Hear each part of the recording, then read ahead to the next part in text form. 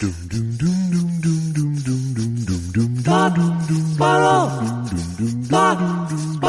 2 Jews, 2 mics, 2 hours, starting now.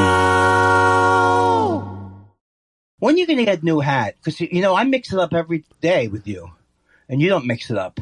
Well, I just went to satchsanders.com and ordered a new shipment. Even the dogs were howling at that. Yes. Now, I don't know if I explained this to you. It's not always called the Dead End Kids. It's not always called the Bowery Boys. It's not always called Dead End, which was the movie that popularized them with Jimmy Cagney. What do you hear? What do you say? They were in the Dead End. They were in the movie Dead End. That's how they got their start. That's how they became Dead End Kids? Yeah, that's right. And then Jimmy, not Jimmy, but who was the guy in that movie? Cagney. He was always like, he used to do this. What do you hear? What do you say? What do you hear? I wish I could use that. How's it going, Josh? What do you hear? What do you say? It's not that different from my father. No, it's not. But, he's a very old man. Your dad would be. He is. He talked to me. He called me yesterday. Did you ever hear Cut the Chin music? You've heard that, right? Yeah. And what do you know what it means? Right? I prefer Can the Balloon Juice. But wait, what's balloon juice? Hot air. Oh, okay.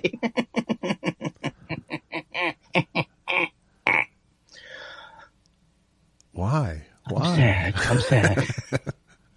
Well, I can open with a thing, or I'd be happy with you to open with a topic today. Maybe just say something rather than have to preface it. Maybe just have a conversation. You did well with Gary. You weren't out like, maybe I can ba-ba-ba. How did people like the show? I don't know. I haven't seen any feedback. I've seen no feedback. How can we not announce? The least you could do is announce new episode with Gary Goldman. I should have. We are not going. I'll do that after this. Okay. But why are we not taking advantage? This could be a big spike in nothing. All right. So look, I have put the kibosh on Austin. You what? I'm going to Austin. Oh, okay. But you're not recording an album. But I am not album. going to. Yes. Okay. And I want to thank personally. I don't know who you. Well, you were very sweet about it because you were saying, just if you record, don't put so much pressure on yourself. Right. But I want to thank the person who first said, which was a letter to the show. I think. Let me get this straight. Andy just started comedy. He hasn't been off for 5 years. He's going to go to another stage to do it. Let me get that straight. I want to thank that person for really showing me early on what to do. That was not a good move. It was not a good move. Well, no, that was also, to be fair, that was also when you were planning on driving. Right. That's right. So you see, each spoke of that wheel or whatever got knocked down. It was harebrained. Yes, but I've done this before, and like I said to my therapist, I want to do the 4 things between now and April. I will do the show. Okay. I will finish all of the taxes. Okay. I will, and I forget the other 2 things were. But the thing is, what's that? Write an act. Yeah, but I thought I would just riff on that because you know how good I am in the moment. You said, Mr. Moment. You said. Even Gary Goldman, not even Gary Goldman, it's not what you say, it's how you talk about it. So why do I have to prepare, Daddy-O, when I'm so off the charts funny like this in the moment? I'm making it up right now, for example. No, you're not. No, that was recycled. That was written. Yeah. That was written. I was going to read it off of a napkin. But here's the thing. I can look through therapy. I would say to myself, don't get down on yourself, Annie. Don't yell at yourself. Well, of course you're going to yell at yourself. That's your go-to guy. Who's your go? Do you have a go? You have no judge.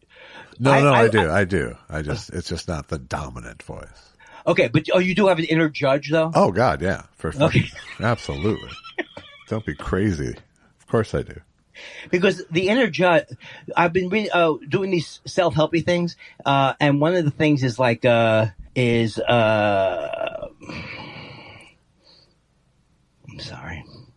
sorry.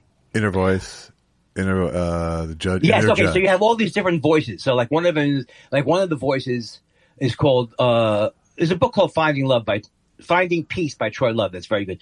But it's like there's the politician. That's one of the voices inside, who's inside has always tried. Oh, no, absolutely. You can do it. And the judge is really the worst. Yeah. The judge. But then there's another, what they call shadow self. It's called the royal. The royal is, Royale with cheese? The royal, right? Why is this happening to me? This is ridiculous. I'm one of the funniest comics in Sherman Oaks. How come I'm not making, it's ridiculous. Life is not fair, and I deserve more. That's right. The royal. Right. That's a good name for it. I like that. That's a good one. That's the voice that's died in me over time. The royal.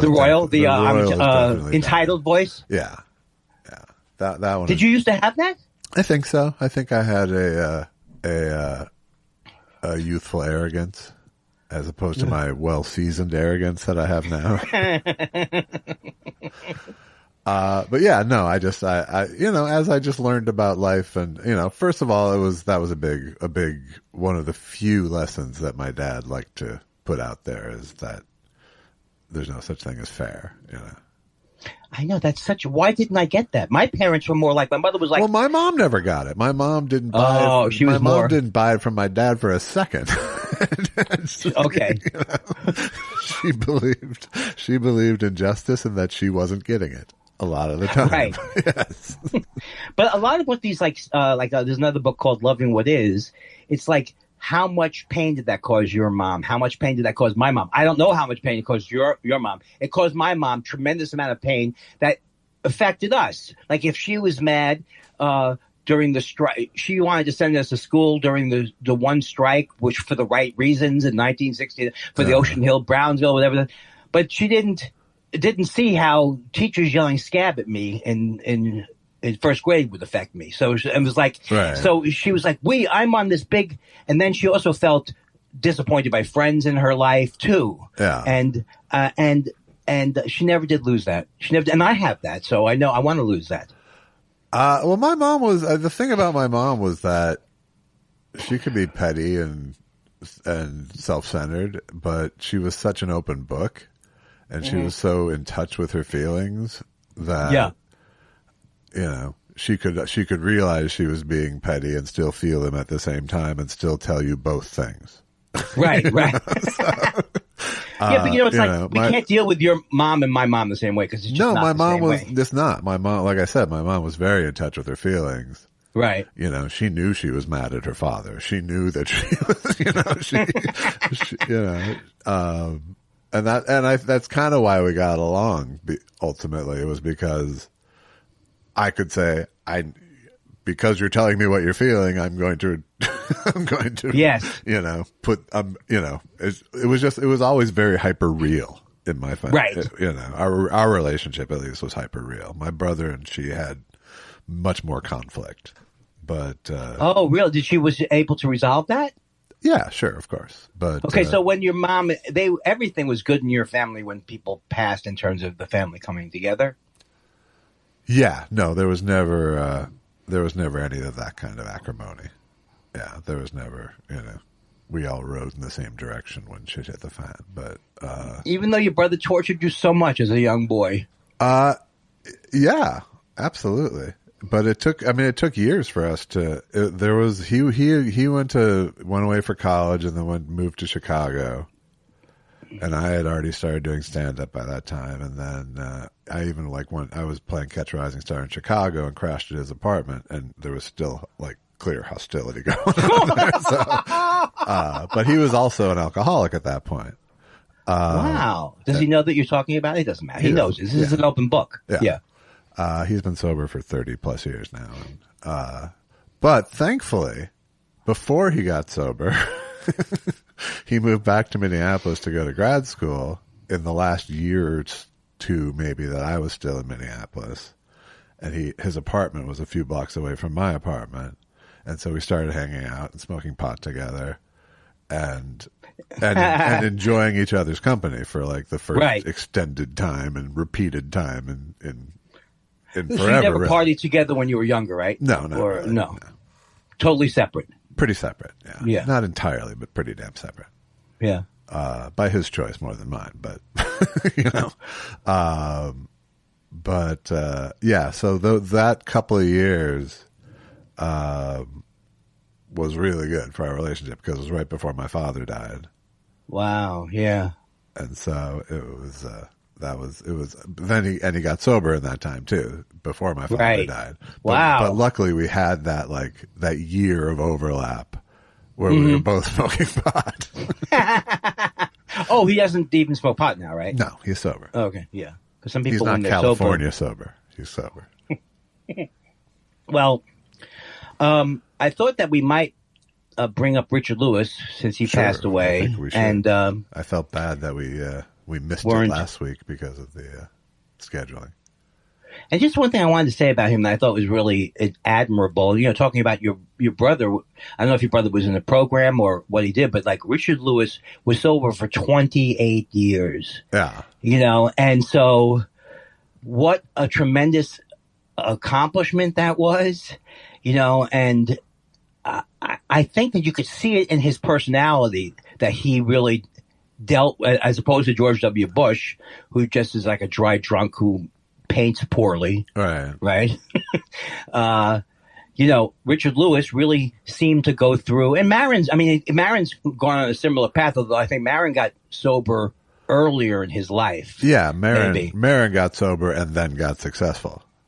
Right, that's right. Richard was already hugely successful. Yes, it reminds me of one of my few Richard Lewis stories, which I think I told on this show very early on.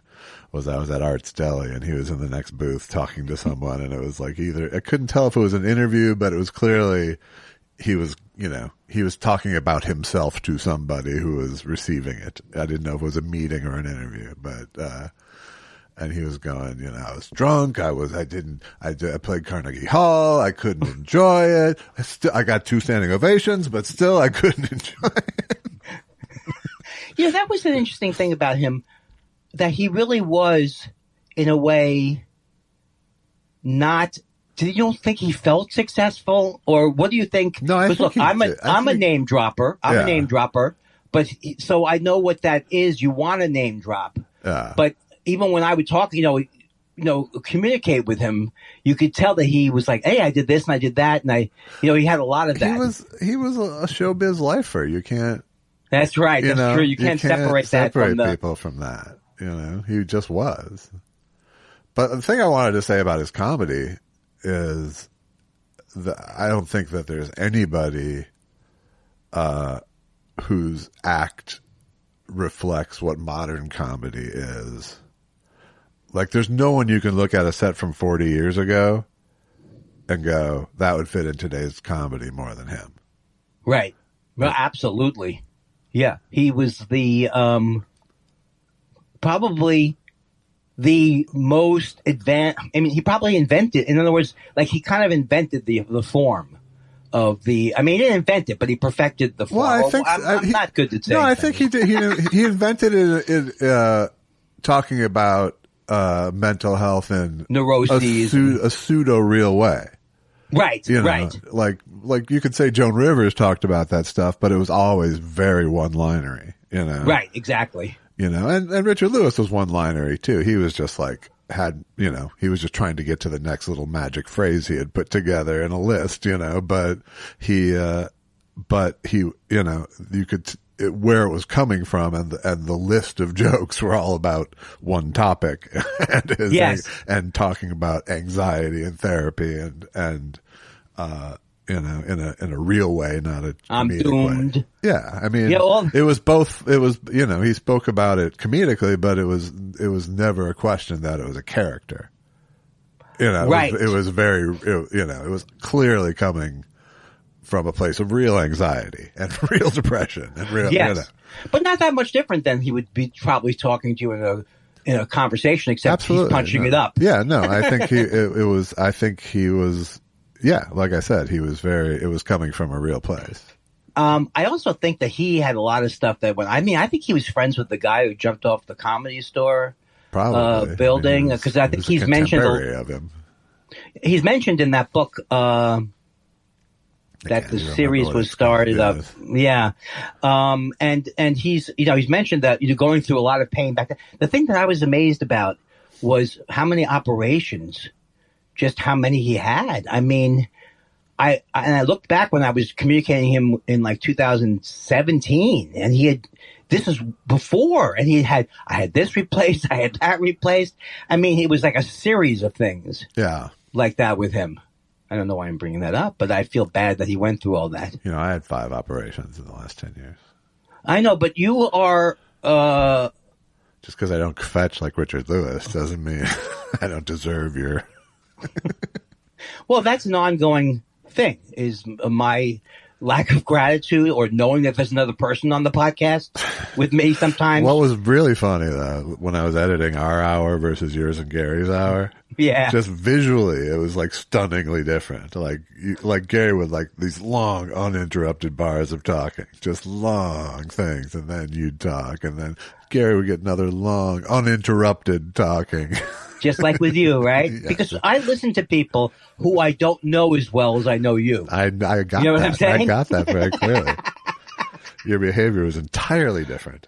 Well, neither one of us are going to pretend that the fact that we had a lovely time with Jen and I had with Gary, that means that would happen. First of all, they're not available to do it every week with you or me. No, it wasn't. We weren't hunting for replacements. No. It was really just a fun idea that Jen had, and then it just became that. But I thought it was, yeah. No, it was funny because you guys were so just gentle and reverent with each other. Yes, the great Gary Goldman, I never knew that with the great Josh Elvis Weinstein. Oh, I was wanting to say more about Richard Lewis was that he went through. I don't know. I lost it. I haven't been good. I had it when you were talking, and I don't remember what it was. Now it just is. This is a habit that you can't edit out this habit. You can't edit out this habit. It doesn't just happen in the podcast. It happens every 20 seconds. Well, let me try to build on what your sentence fragment. I don't think it's what you're going to say, but he went through 50 years of fucking show business as a comic. Right. And that's pretty, in and of itself, is a rugged thing to do, Yes. And I just feel... in a pussy way, rugged, but, still. I feel like the reason why I love him is like, I feel like, oh, he was talking directly to me. Well, I'm exactly like him, or that kind of thing. Well, and if I was making comedy flowcharts, you'd be in his flow. Right. I am very influenced by him, even having not necessarily watched a lot of stand-up before I started. Yeah, and I don't think you're aping him at all, but I think spiritually you're in the same family of comedy. Have you seen, like, I put out some text from me and him, and how many people he kept in touch with in a really kind of a loving way, like whether it was Bob Odenkirk or whether it was me or whether it was whatever, he kind of reached out to people. He almost always responded, and he was always like, I'm going through a tough time, but I'm grateful. Yeah. Okay. Yeah. Well, and I'm, as sort of harsh as it is, the fact that he had Parkinson's, he dying from a heart attack is a gift in some ways. Yeah, except, yes, I know you mentioned that to me. I would say that's true in his particular case, because almost in a way, like by the time my mother got Parkinson's, she was already old and everything. She already had a lot of different other problems. So, because I think if he could have lived a long time with the Parkinson's, but not on top of everything else. And yeah, I mean, I'm not saying it's great that he died. No, I know. But I just, my point is that riding out Parkinson's to the end is a horrible way to go. And he was a kvetcher, so he probably, I love the relationship that he had with that. I didn't even know that they went to camp together and all that stuff. Larry David. Yeah. Larry David and him. Yeah. That they were born in the same hospital. Yeah. And that they hated each other. Yeah. Richard Lewis, I think, was one. This is going to be weird. I think without Richard Lewis, that show wouldn't probably be even funny. Curb. Yeah. I think that he was pretty goddamn funny. I would the show say wasn't. even with Richard Lewis. No, you're right. You're right. You're right. But, you know, when you go back over the years of like when they isolate different dialogue that they had, of course it's funny. Of course. It's not his fault that Larry David can't act. Or it's not even that he can't act. He doesn't want to act. All right. Right? Yeah. He wants to be like this.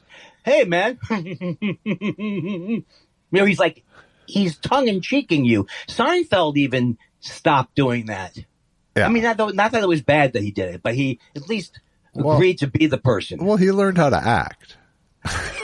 You know, even just the most basics of it. I saw a very early, I was flipping by something and saw a very early Seinfeld episode for a few minutes. And it was, I mean, he was not there yet. he was still just shouting everything. And, yeah, some of the early episodes are like, you can really sense them putting together the show. Yeah. You know, I'm glad they dropped the stand-up. They dropped the stand-up part eventually, right? Eventually they did. Yeah.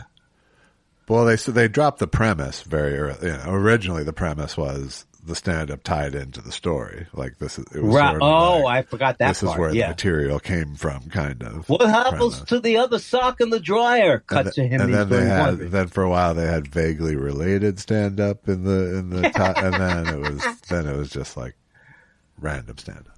The stand-up is so sterile too.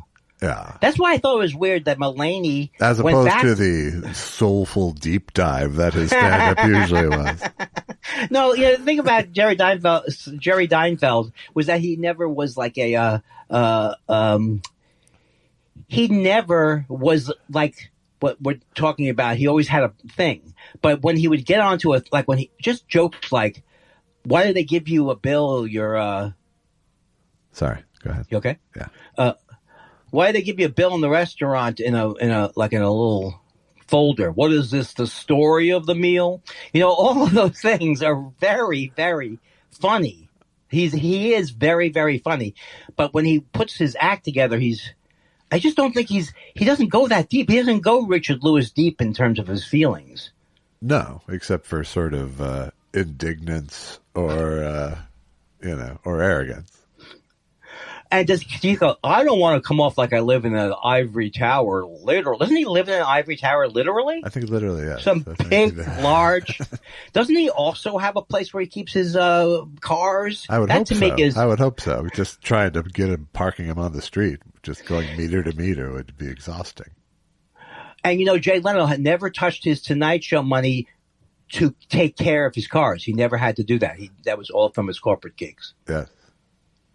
Why do you think, in his mind, he would think that would be something good to tell people? This is my firm belief, is that he desperately tried to turn comedy into a blue-collar career. I gotta do I'm going out to do my job now. Yeah, it is the only way he could justify it to himself. And that's bullshit. It's not. As a Boston, he's not a working class Boston guy. No, he is not. Oh, clearly he's not. You know, but I think he has to see himself. I mean, the fucking guy showed up in a work shirt and jeans every day for 30 years at the Tonight Show. You know, he really has to believe that in order to think he's a good person in some way. I don't think I could ever wear a shirt like that now after he's ruined that look. Yeah.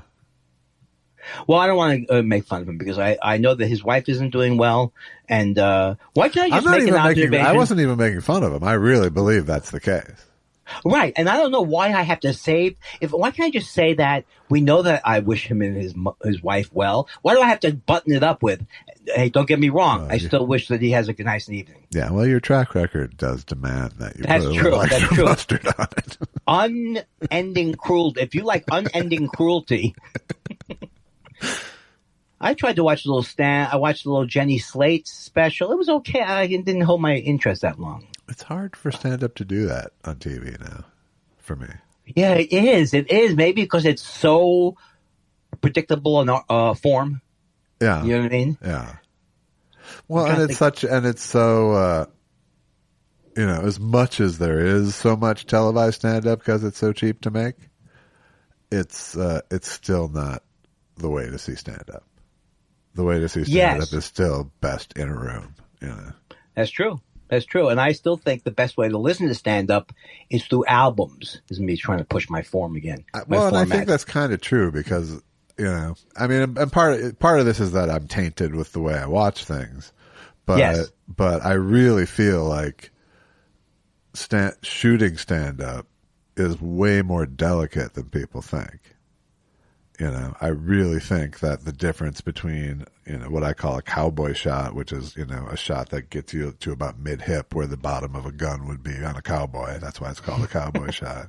Like, that's the best way to see stand-up, because the stand-up is his own director. Yes. A stand-up has already directed his show in terms of joke by joke how it's going to be presented.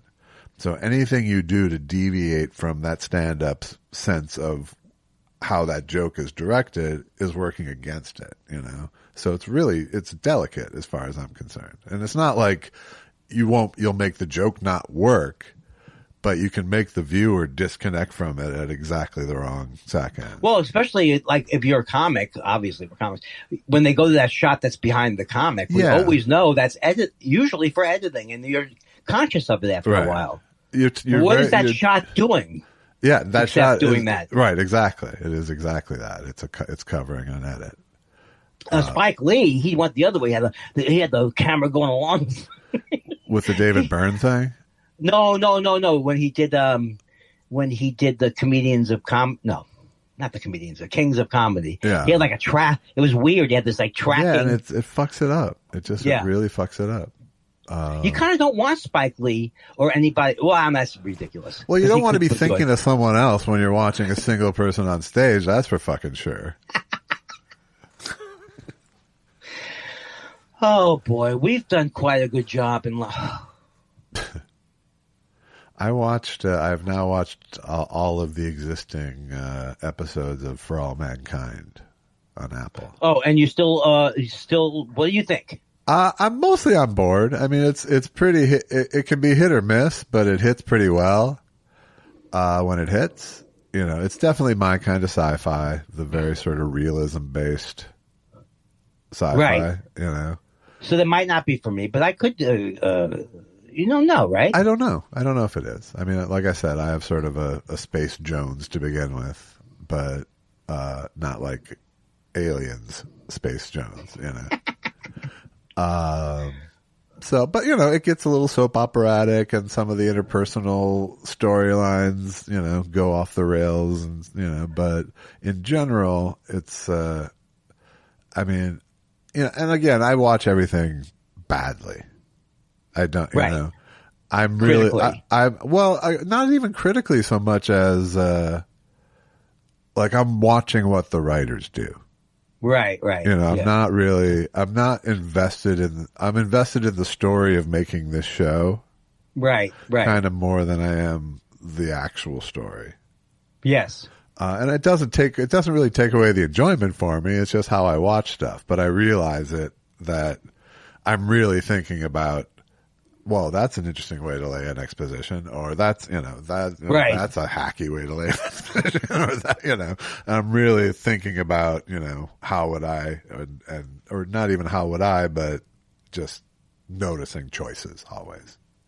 Yeah. But for the most part, I felt like they had to do some big dramatic interpersonal things, because otherwise it's a story of, scientific and mechanical operations. Well, that's the thing. What I've noticed, and this may be just inherent in the form, Succession, which you stopped watching, the way these shows open up, they're so amazingly great because you don't know who the people are, and it hits you like really. I can think of 6 or 7 shows like that. Maybe all the shows, maybe even like 6 Feet Under. I think The Sopranos were one of the few shows that kind of went all the way through, but even that was hard to sustain. But I just noticed that it's hard to keep a show going more than it's really hard. I mean, there's no harder task that I've had to do in show business than sit in a room with 10 other people or however many and try to go, and then what happens? Right. It really is just, it's fucking hard. you know. And to do it 22 times, or now you just have to do it 10 times in a season, but nonetheless, it's just like, you know, you do go bigger than sometimes you would because the fruit of that tree is so bountiful that you want to pick all the fruit in the upcoming episodes, or you want, you know. Yeah. That's how I felt about, that's why I actually decided that after I watched Shrinking, I actually enjoyed it more.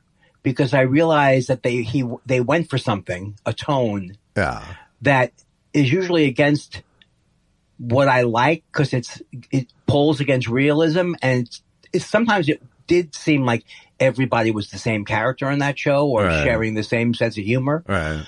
But they also made incredibly the way that they pulled out of reality ultimately made me feel like, oh, this show is really great, because it was like. They knew they had to go. They know what they have to do. They have to make it interesting and compelling. Right. And it's very hard. And the fact that where they went heightened actually ended up working for the show. Well, and that's the thing, is sometimes the choices, if they commit to them, become a style and you buy in. You know, even if it bumps you out at first, you go, okay, well, if this is always going to be the rule here, or if this is always going to be the style, you know, then I can accept it. It's when you break the style to go get a joke, or when you know, or an extra maudlin moment that doesn't fit the show. That's when it feels hacky more than if they like Modern Family. I'm sorry. Go ahead. No, go ahead. Like Modern Family. The way they decided to have a lesson in each show, ruined it to me. Not ruined it, but you could see the formula, coming. Well, that's ultimately. I mean, that's what ruins a lot of the shows for me too. Is comedy, you know, like Seinfeld, like the last 3 seasons. Yeah, you can't. Just like it's like. Or Curb after the third. I mean, Curb for the same exact reason. Same exact reason, yeah. Because you feel insulted as I feel insulted as an audience member. Like, to me, with Shrinking, the way they did it, I didn't feel insulted. I didn't feel like, I felt like they had some reason for why they were doing this. Whereas, well, we don't have to bring everything back to Larry David. That's not the way to compare things. But there's a particularly thing where I wanted that show, Curb Your Enthusiasm, to be like Seinfeld. So I kept watching it, hoping it would be a better, you know, deeper version of Seinfeld. But he was never, Jason was better than him at that character. Yes. I think that, I think that's true. You know, I think that, it's, you know, it's, it's, you can't separate it from the show, obviously, because it's him, but it's, but I think it's a sort of, indicative of his general stubbornness. Well, why, just to stay, you know, to live in the unlikable space. Yes. Even if it has zero nuance. You know? Well, that's the way they cast the show too. I mean, I remember I hated that Lantana area in West LA, whatever the hell that building was. Yeah. I went 5 or 6 or 7 times, and it was like maybe 5 times. But it was like, you know, it's like, you know, these people are funny. What are you doing? You know, it was like he was always. That's just me because I didn't get a part. I understand that, but it was like he made a whole big to do about. He made sure. I think he enjoyed being the guy who, you know, the gatekeeper. Yes. Yes. No. Yes. I think that there is an elitism that comes with that show that he's fostered. Right, but is he? Be one thing if they were going, look, well, you can't argue with the way he does improv, so. I mean, the guys. I mean, let him go. So yeah, I just don't like the show. I haven't in a really long time. And there were, like, after about 4 times, I was like, I almost didn't say, but internally I go, either use me or don't use me. Don't bring me. I can't. Right. There's a certain amount of time. You know what I am at this point. Yeah, I mean, I think there is a little bit of sadistic, not sadistic, or like likes to be cruel or feels comfortable when he's like drunk with power. We call that.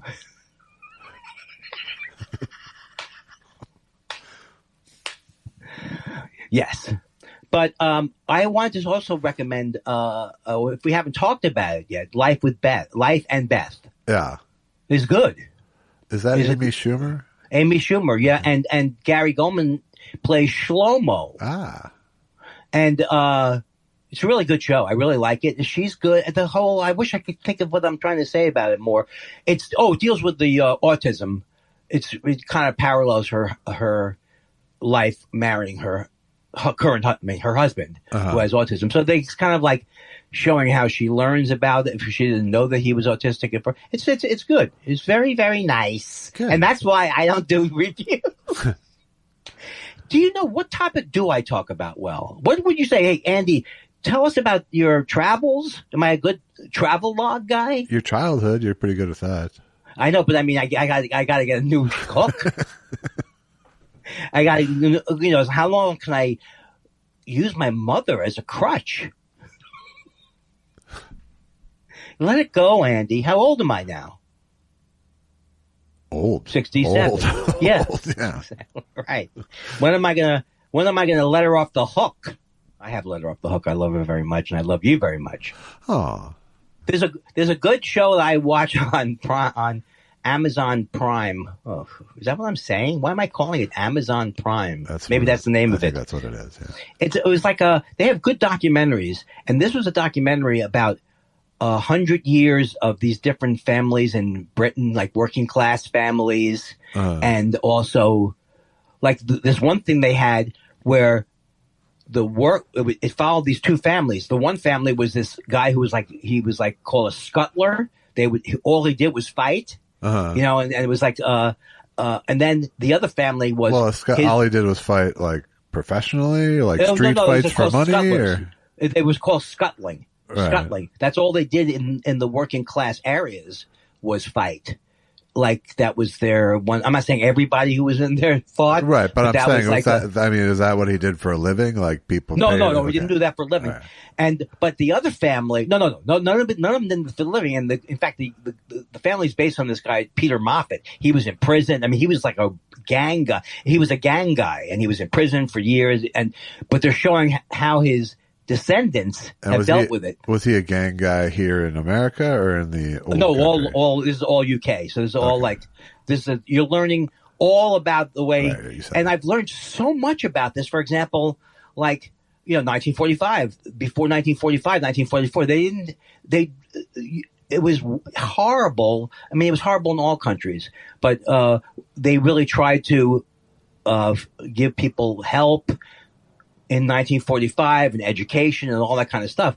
But before that, the class system was amazingly horrible in England, obviously. And so, they're not that far from saying, like this one woman, her job was to decide who should get benefits. And she didn't want to give benefits to this mother because she was terrible and ruining all of her children's lives. Yeah. But at the end of the day, like they say, yeah, but shouldn't the kids have gotten benefits? I mean, it was just a weird system. Right. But they show the descendants meet. So, like, one of the guys was the grandson of the judge who had come up with the idea of flogging to stop scuttling. Okay. So he came up, he started flogging, and this was horrible. Even in England, at that time, they said, no, that's not no good. So it's like the grandson, he's not so much justifying, but he's saying, well, my grandfather was like this, and then they have the whole families meet at the end of the thing. It's just absolutely fascinating. Now, maybe if it was about America, I would be bored quicker. Yeah. But I love all the new words. And I just love how and how I used to hate Margaret Thatcher, but you really can hate her the more you learn about England. Yeah.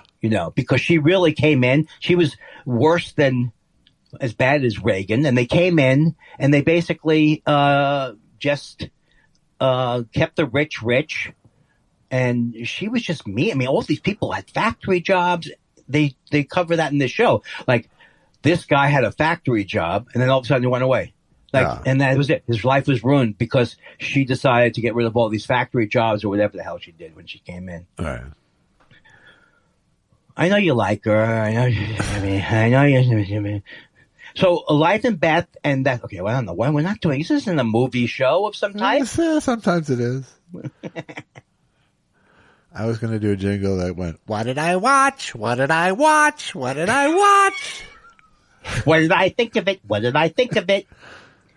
And now another episode of Andy Kindler, the reviewer. I think pretty much since the pandemic, our show's become a lot of, "What did I watch? What did I watch? Did I do? What did I watch?" Also, what did I do? I went for a walk. Did you? I think half of the show is, have you been around people? And still haven't been around them, still have been around them. And now the exciting thing is the next few years of that we cover us reaching back out towards people and all the hilarious anecdotes I'll have about show business. Can't wait till next week's bar mitzvah coverage from my trip. You have a way of doing this now that's very comfortable. Like it's not like you're going to hurt yourself. Yes. I like to. Just I like to just slot it in there with my head. It's like I'm tapping it with a mallet with my chin. Or one of those things that sits on the dashboard. Well, you're a pro. We're both pros. Sure. Right? Like, do you want? I'm not saying we end now, but do you want to end with a blow, or do you want to lay some pipe for the show? Do we laid enough pipe? And did you ever, in the middle of writing on these staffs, go, stop it with the fucking lingo? It's not making the show better. I've made fun of people for lingo before, for sure. With house number? Did you hear house number before I heard it? People didn't do house number. That's so terrible. Terrible. This is where the joke lives. I'm not saying it's the joke, but this is the house number. A guy walks into a bar, he gets punched in the face. That's not it. That's just the house number. But Gary was trying to do that to you last week in your conversation when you're writing your act. By the way, if you're going to write your act on the show, at least tell us what the jokes you're rewriting are. That was hard. But he's off the hook now. He's off the hook? Well, he was going to help me put this fantastic album together. You're taking the heat off the whole project. But I think I'll still send him tapes that he can, because he's a young kid. I'm a mentor to him. 52 years old, for God's sake. Oh, what's that? I'm a mentor. This kid comes around. He's on his third special, for God's sake.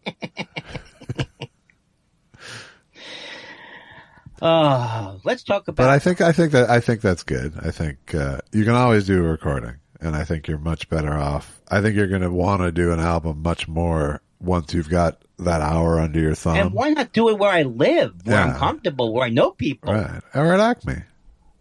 Oh, where they'll let you do an hour. That's true. I didn't think about that.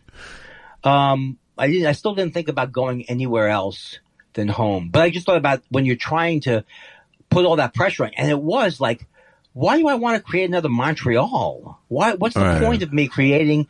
I should just be happy I'm going out onto the trip and relax. I think it was, who was making plans? The Royal.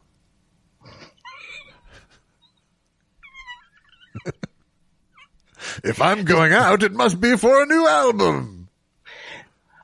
Next week I'll bring you, because I'm Finding Love by Troy Love. Finding Peace by Troy Love. But it's like, there's other ones too. There's The Victim. There's a whole bunch of different things. Sure. That we play. But the Royal's the one I'm latching on to. I can't believe this. What is the? How many times? That's the new idea. I feel like he's introduced into the conversation from what you've told me so far. Well, also, when I first would move to LA, I didn't even. What the fuck is this line at the bank? My line. It's like, what the fuck is this? Well, I think being a New Yorker makes you a royal by birth.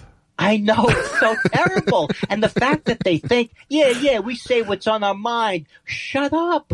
Don't tell us what's on your mind. What is the advantage of going, I expect, what kind of service is this? You call out a hamburger? Right. No, it totally is. It's the New York caricature is absolutely a royal. It would be different it would be one thing if you didn't go to New York and realize that it's not as happening as they make it out to be. It's not now there are better places to get pizza. Not better places, but there's not great pizza on every block like when I was growing up. I keep thinking about Dave Foley telling me that he drove David Cross crazy once by because David Cross, when he moved to New York, he was like, "This is it, man. I'm in New York now." Yeah. Are you kidding me? Get the fuck out of L.A. What are you, nuts? And so he was going on and on about it. And Stapler goes, New York hasn't been an important city since whatever it was, whatever the insulting statement it was. Yeah. And David Cross went crazy. It hasn't been since 1975 or whatever. He goes, New York is not happening now. Yeah. Don't even say it's happening now. It's gone. It's over.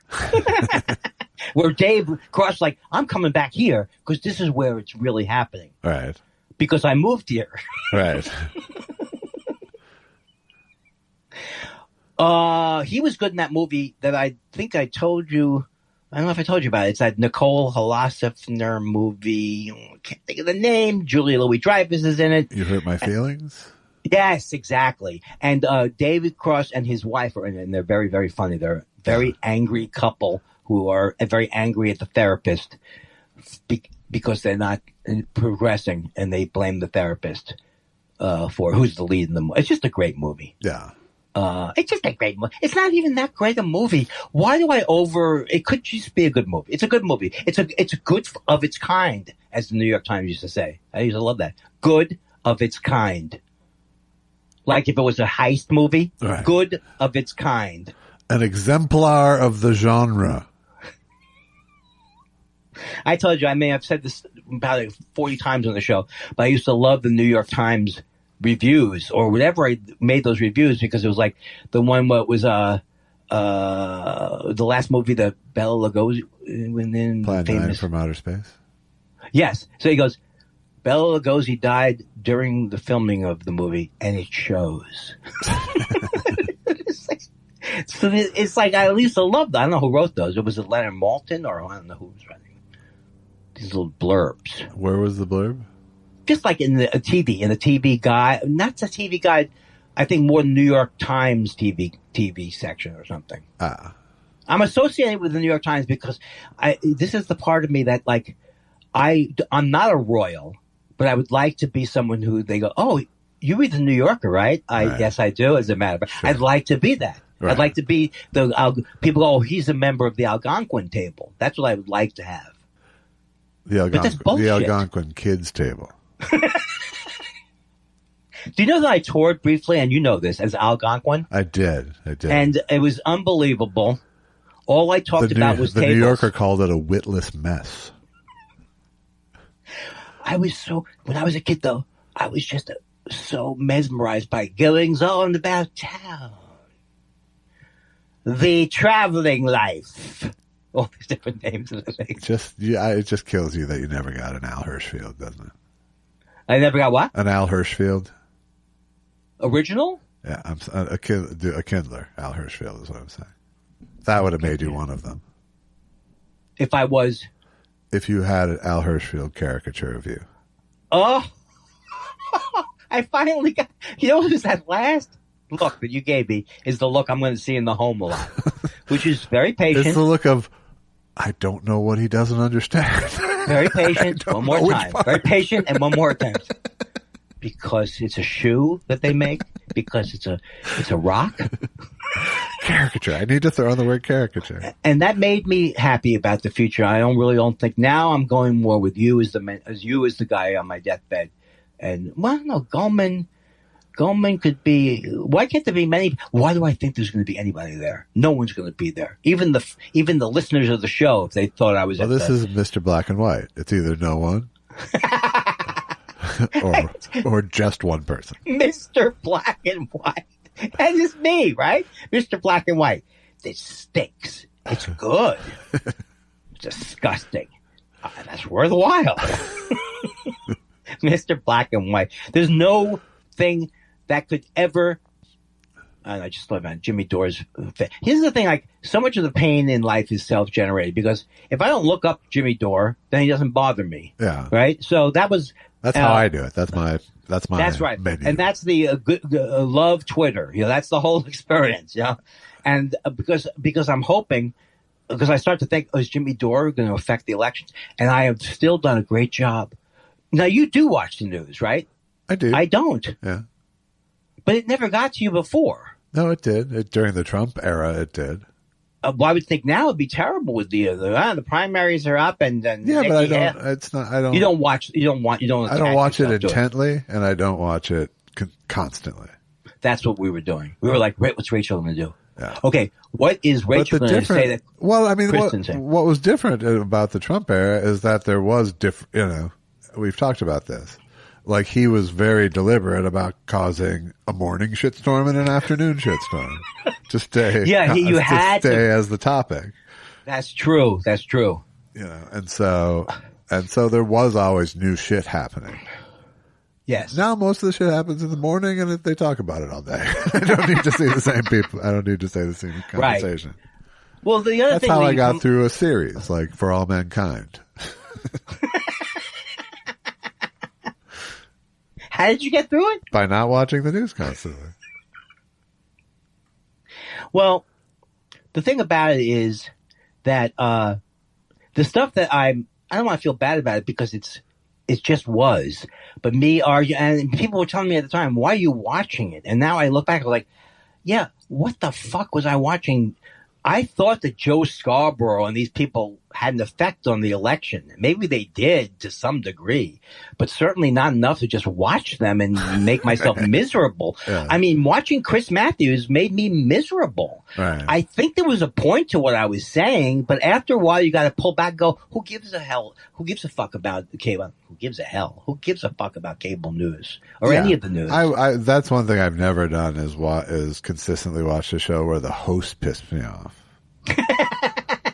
Yeah, you know. right.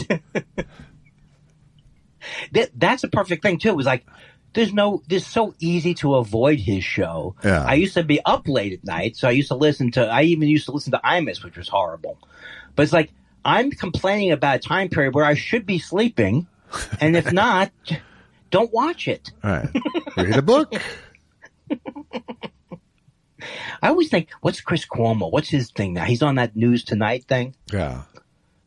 It's not gonna, Chris Cuomo is not going to have his moment again. I don't think. I think he had his moment. I don't think so, but if he can get, 7 figures from someone, that's true, for another 10 years of his life, he'll be fine. But the Cuomo name is not as strong. The brand, the Cuomo brand, yes. is bad. His brother is worse than him. I think. I think in many ways, yes. Because his brother was like, he hurt more people. Yes, he was like, listen. If I'm a man who likes to touch a woman because I'm from Sicily and from my people, if we enjoyed the way a woman looked, we would take her by her breast and we would turn it. This comes back from the fatherland. I blew the impression. But you know where I was going with it, right? Once you actually had hand on breast, it got tenuous. Look, but generally, this is one of my favorite runs of yours. So please, if you want to get back on the horse, go ahead. These women, she was a very attractive woman, this police officer who claims, okay, I can't do it. You know what? It's like, got him out of my system. And also, it's not easy to do when I'm around the king. The king is here. You're the king, I'm the baby. What? By the way, there's still good. I just want to tell people, all of your concepts about fruit, you can put them in the way. Because I found a wonderful grape last week. That's fantastic. There's a muscat. Try to replicate it. It's the Red Muscatel. Really? Red Muscatel. I prefer sparkling Muscatel. You're grouchoing out the last few minutes. You're grouchoing I'm just yourself. trying to make you tired of me, so you'll hang up. I'm not. I find it delightful. That's fantastic. Narcissists, they like the attention even if they're angry. Yeah, you go, talk about me. You're annoying me. Talk about me. You're annoying me, Josh. Let's talk about it more. As you'll hear, well, you won't hear, but as our friends will hear, I have a valuable narcissist handling tip in my hour with Jen. This is unbelievable. This is literally not in relation to you, by the way. It wasn't like Andy's a narcissist and here's how you handle it. It wasn't that. Well, but that's a given. I think, seriously, I love this working one day a week where you have to edit all the things. Sure. And so I say, let's keep it going. How about me and Alex talking for an hour? Just him laughing. He's funny. He's funny. I love Alex. Now I want you to say it. I love Alex. There you go. There's no question. Now let me just say, Andy Kindler, you're dismissed. Hello, Jen! Boom, boom, boom, boom, boom, boom, boom, boom. Boom, boom, boom, boom, boom, boom, boom, boom. Now we're gonna take a break, but it won't be long. We'll be right back at the end of this song. Don't worry, baby, it could be worse. There isn't even a second verse. Just a few more seconds to go. We'll get back to the quote-unquote show. It's Thought Spiral. A little more Thought Spiral. Boom, boom, boom, boom, boom, boom, boom, boom. Wait, are we recording? Yeah, that's how it works around here. Can I tell you a story about when I was little about water? I promise. Yes. The fact that you consider it a story tells me that, yes, I want to hear this. It's not really a story, but it's the little things that change from when we were young to now that blow my mind more than there's cell phones now and computers. Yeah. Like, there were these weird things that we just obeyed because adults said so. Maybe less you. You probably, I feel, rebelled more than I did, but I certainly questioned. yeah, I maybe questioned silently while still doing the thing. Yeah. Although sometimes, well, this is a story of a time I did question. So I was 8 and in the 3rd grade. And again, as I always say, like jokingly, but not like a stand-up joke, I don't think I drank water until I was 25. I just don't remember water being this concern. Yeah. Like, you had a glass and then you went on with your life. You didn't walk around carrying water. Right. And you did well. You did well with that plan, really. I think so. I mean, I never had any like hydration issues. Whatever. But I thought I just liked having a desk. Yeah. I thought it was adult and I just felt like I was running a business or something. Uh-huh. And I wanted to have things on my desk, but they were the type of desks that you open up. Okay. So you couldn't Like a keep school things permanently. desk, right. A school desk, yeah. So I'm sitting there in my classroom and there's like this little round thing, indentation on the desk. I guess maybe to put like a pencil cup or something, but I thought it... I think it was initially an inkwell. Oh! An inkwell. But it wasn't a hole. No, it was like, But- it was a pit. It's like a shallow pit, kind of. Yeah. Yeah. And I thought, well, that'd be cool if I had a little glass there. And we all had our own plastic cups in the back of the room. Yeah. And we could go to the sink back there and have water Okay. when we were thirsty. But you couldn't bring it to your desk. And I went to the back and we were allowed to get up and go to the back of the room without asking. That was kind of this big deal. All right. As needed. Most people weren't doing it. I went, filled up my cup of water and put it on my desk because it felt like I'm a grown up with a mug of coffee. It gave me that vibe. And it the looks like there's a teacher- cup holder there. Yeah. And I don't know why, but I felt so grown up. Yeah. And I remember just feeling really like a spike of happiness. And the teacher walked over and said, no, we don't have water on our desks during class. Again, this was just watching her do things on the board. I mean, I don't know why not? Right. And I said, why not? And it was like, because we don't. We get water separately and then we drink it there. Like and that's what we do have... as a race, as a human race. We get one. Yes. Yes. And I said, like, I'm going to disrupt, society. And she said, then everyone will want, that argument will want water on their desk. Sure. And then people will be knocking things over and it's distracting. It's like, oh my, forget it. So I did put it back in the back of the room. You weren't going to win. I can tell you right now, you weren't going to win. No. Yeah. But now you can just walk around school with 32. I mean, this was, by the way, like a 8 ounce, not even 8 ounce, like 6 ounce Right. plastic juice cup that I had. It was green. I can still see it. But now I don't think you have to ask permission to have a cup of water at your desk. I feel like that would be I feel like lawsuits absurd. would fly if a kid was denied their water. 100%. Parents would be like, they have a dehydration problem. Their kidneys are. Exactly. And now little kids She's are allergic walking to around. dry. Do you want her to age badly? She needs to start hydrating now. But so I mean that they're carrying around 30. This is 32 ounces. This is heavy. It is. And they're carrying this around. A pint's a pound the world around. What's that mean? It means a pint of water weighs a pound. But I still think a pound is heavy. It is. I'm agreeing with you. It's a lot. This is well. Anyway, so now I'm looking back and I'm like, that's 2 pounds of water is my point. If it's a quart. oh yes, Yes. yes. So now I'm looking back, going, what a weird time I grew up in. Like, really, it almost seems like, I don't know, oppressive. Well, more oppressive is we had to go in the hall to the drinking fountain. There was no there was no back of the room cups for us. No, mostly we just drank out of the water fountain. All right. I don't say bubbler, but I almost did.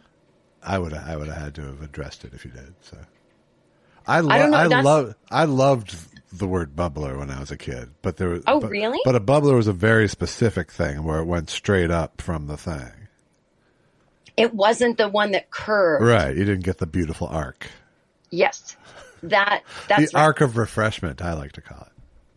Oh, see, you would have been good in advertising. No, advertising. I come from advertising people, from my mom. Oh, that's right. Yeah, maybe I knew that. That's why I said that. But yeah, I just was thinking about how that would have been like, these kids don't know how lucky they are that they can just drink make water their own willy-nilly. Yeah, just water whenever. Yeah. And to be bogged down fighting about the right cup. I mean, my God, how things have changed. That's my story about water. And you can delete it. And I can already hear the Thought Spiral fans going, this is terrible. And we hate her. No, I just delete dead air. That's pretty much my job. I feel like that story is less interesting than dead air. At least with dead air, there's suspense. That's right. What went in there? What was there? Well, we should, I'll back announce that Jen Kirkman is here.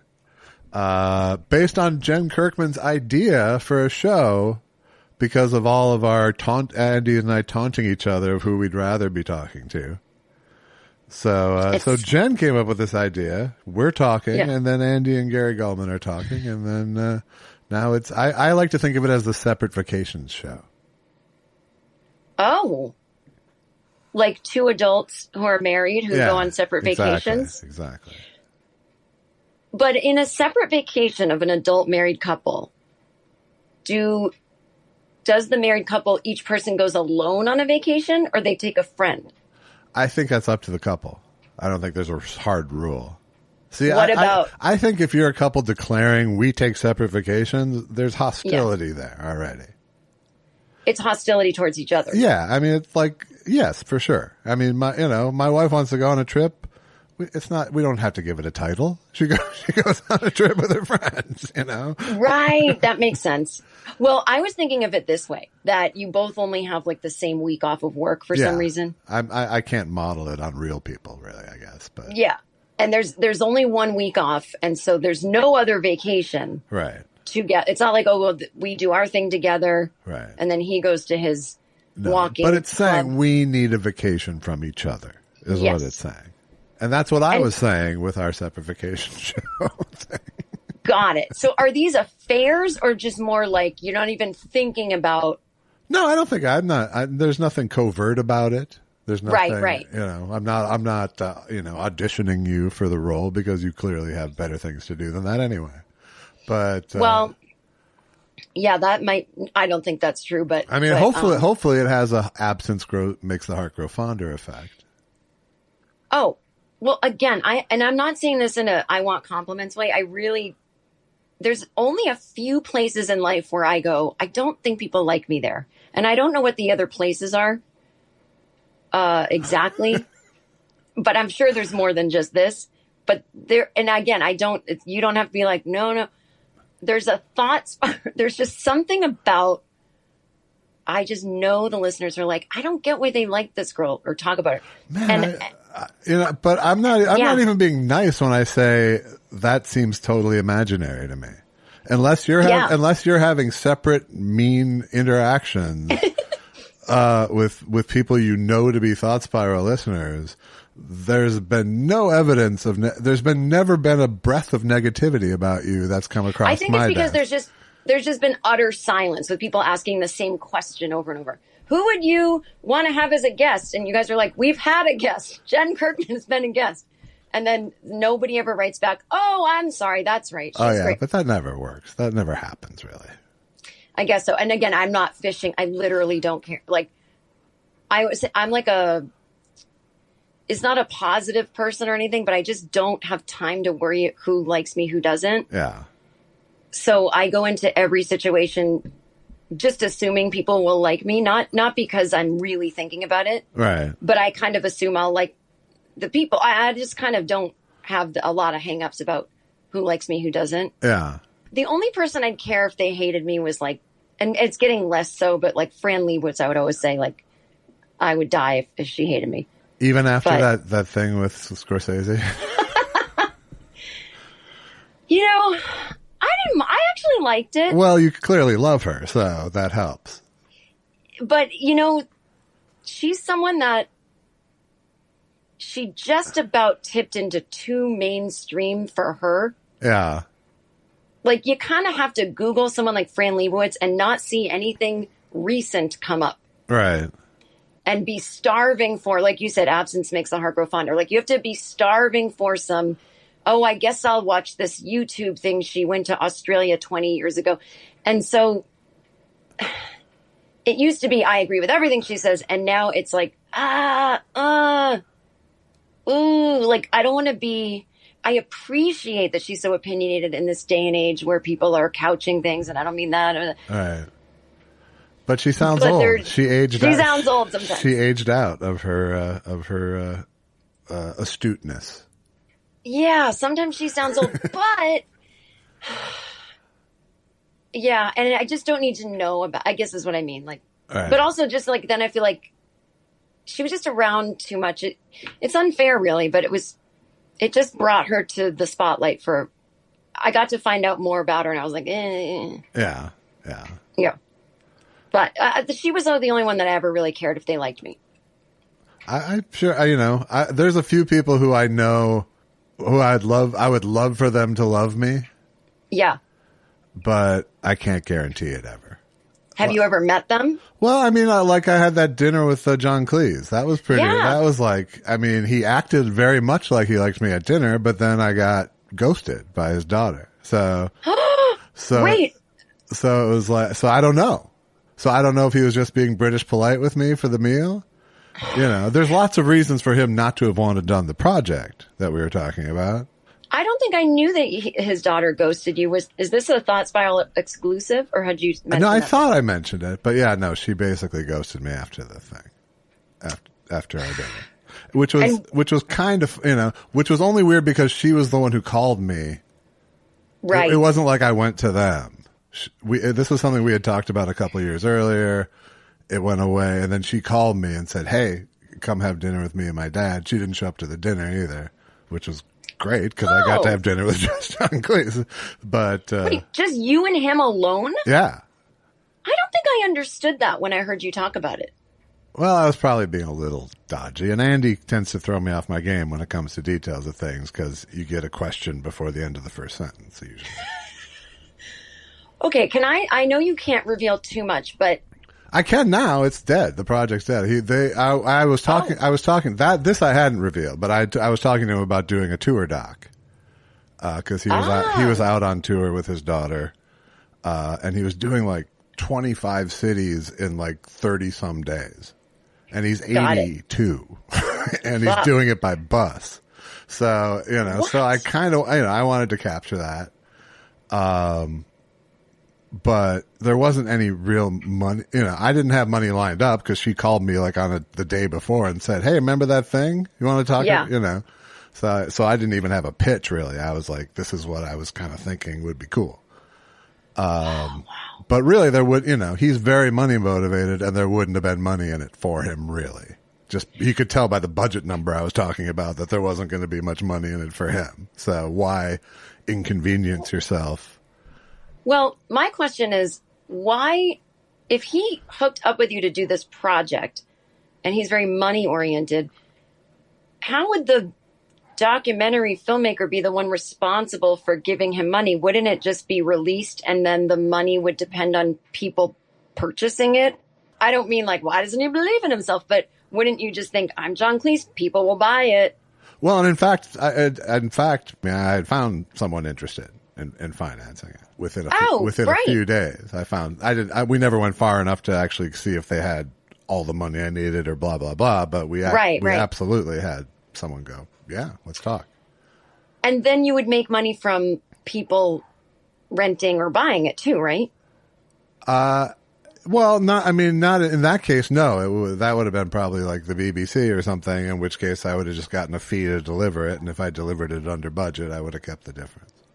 Oh, got it. And he gets paid as well. Well, that's a different thing and everything. I knew nothing going into the meeting, so I didn't know if he was proposing that he pay for it and sell it. But he was like, who's going to pay for it? And I'm like, I don't know. We'll find that out if you want to do it. Oh, interesting. Because I have to assume that maybe he thought he could even profit. No, I think he hoped to. Oh, got it. Okay. But we never got into that, really. Fortunately, the dinner was very little of that and mostly just a delightful, wide-ranging conversation. Oh, my God. Okay, so wait. And what does his daughter do? Does she also do comedy? Yeah. Now, was he the one from Monty Python that went a little right-wing kooky? Yeah. A little bit. Okay. A little bit. What did he do exactly? I forget. Well, he's mostly like vehemently anti-wokeness.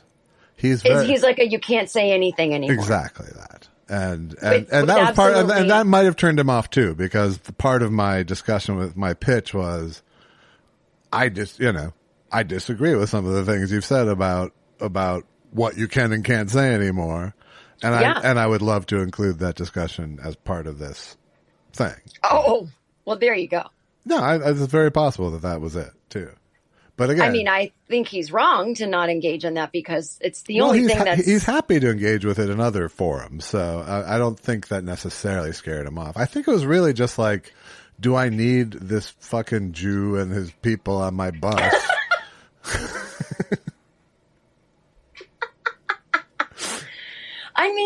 That's the thing is, yeah, sure, he's willing to engage in other forums, but ones that someone thoughtfully isn't disagreeing with him, that might make him. It might look bad. It might just feel like he was. He might have just thought I was going to set him up for something more ambushy too. So yeah, someone with the edit button, control of the edit button. But when I remember, so even though I didn't remember what he said, I do remember it was like in the vein of you can't say anything anymore. And I just remember thinking, what have you recently tried to say that people said you can't say? Right, and more to the point, you only talk to your audience who paid to, it's like, yeah. And he admits that much, I think. It's more, he sees it as a sort of, as a breach of reasonableness, I think. Uh-huh. And believes that the value of a joke, apparently believes the value of a joke is greater than the value of someone's feelings. Right. And one could argue if it's funny enough, maybe it is. Yeah. I certainly go back and forth because if I have the right joke, I'm willing to take the risk of hurting someone's feelings. But don't you find that the people who worry about this the most, they never have a funny joke that they're defending. It's never an actual funny joke. Absolutely. Yes. It's more a statement, they said. And you're like, if it were in joke form, yeah, I might have laughed. Well, yeah, because what happens then is people go, well, what did he say? And then they say it and the person laughs and you go, oh, I guess I don't have much of a thing here. You know what? I don't know if I've ever expressed this publicly, but this part, in the last year of her life, I became like friendly-ish with Joan Rivers. I just saw her a bunch of times. Yeah. And we did some stuff together, and she was wonderful, and it was a dream come true. And I'd say we did, I don't know, she was very generous. But I think we had like 6 significant hangouts, maybe 5. Yeah. But, and not that she ever said anything to me, and she died in 2014. Kind of a perfect year to die if you're on the verge of ruining your legacy. Right. Quite possibly if you are someone who could be radicalized by this notion of cancel culture. Yeah. And you're in the middle of really just giving yourself a comeback so that when you die, it won't just be she was on Johnny Carson, but like she was still out there. 2014 was a really perfect year to pass away. Yeah. Like, I'm not saying I'm glad she died, but well, she's someone who got that nice esteem boost from that doc. I thought the doc was a piece of work or something like that. Was it called? Yes. I thought the doc really framed her great as someone who what I assume she was, which is someone who was both sort of trapped by the trappings of richdom. Yeah. And a working ass comic who's willing to work her ass off to keep these trappings intact. She loved being just a down and dirty, I'm in a shithole space comedian. With just such a good work ethic. But I started to see where she was not understanding the first beginnings of we can't say certain things anymore. All right. And she was on the right side of history, but not understanding that. So I'm bad at summarizing. She could have Roseanne'd herself. Yes. Because so here she was in the 60s saying, talking about abortion in her late night set, but she had to call it an appendectomy and wink, wink. Uh-huh. She was saying, oh, my friend went to Mexico and got an appendectomy, and talking about her gay hairdresser and like nobody, talking about these things on TV, and she's a woman. So really just plenty of people saying, you can't say that. Right. And they were wrong because she was not saying anything offensive. She was bringing real life into the spotlight. There are gay people. There's nothing wrong with that. There's abortion. There's nothing wrong with that. But now she started to get a knee-jerk reaction to you can't say that and saying, well, I did this in the 60s and I blah, blah, blah. And it's like, no. Everything you did was good. And the same good people are now the ones saying, we just don't say certain words because it hurts others, but it's not the censors from the network or the man. It's someone saying, hey, the R word is just really insensitive. And also like, not that creative. You don't need to say it. She didn't see the difference between being censored then and being censored now. You can't scold a narcissist. You cannot do it. It is a primal response. Literally scolding a narcissist. Fuck, I always fucking forget narcissism. And that's the tripwire for so many comics, I feel like. And I want to go, no, she was a narcissist, but like, of course, there's many layers of it. And she had that victim mentality, right? It like that she needed. She rose to such success in her later years. But you couldn't take away her victim mentality. It was like a blankie. Right. And that's part of the narcissism thing. Like I'm rising above. And it's a legend that I'm living here. Yeah. And so you're right. So that's why, so that's just tied up in a pathology that no one's ever. So I worry about her with Trump. Like he was her friend. She won The Apprentice, which is really, I think, in combination with like before the documentary even came out, what brought her back into the limelight. Trump, I went to her funeral. Trump was there. Ugh. I was second row. He was sixth. I wasn't personally invited to be in the second row, but we shared an agent. And so she got top seating and she snuck me into her row. Right. But yeah, I worry about you. She'd be running around. Maybe she loved Trump. Yeah. There's a clip of him on her daytime talk show. Then again, her history with loyalty, though. I'm just kidding. Because of the Johnny thing. Oh, well, but I think she was extremely loyal. I do think. I was And literally just firing. I was taking Trump. a shot at her for Yeah. comedy's sake. I think she would. I think she absolutely could have been loyal to Trump, particularly after having won The Apprentice. But you're right. It's narcissism, because that was my whole point of that story was sometimes these older people, they don't get the difference between you can't say anything and if they came up. But you're right. She got it. She just didn't want to do it. Scold them. Yes. Yes. Okay. It's all coming clear now. Okay. So back to John Cleese. Did he compliment you? Like, is he a narcissist? Maybe. I mean, really, he didn't compliment me because he didn't know who I was, basically. Like, he had heard of Mystery Science Theater, but this was all set up by his daughter, Got it.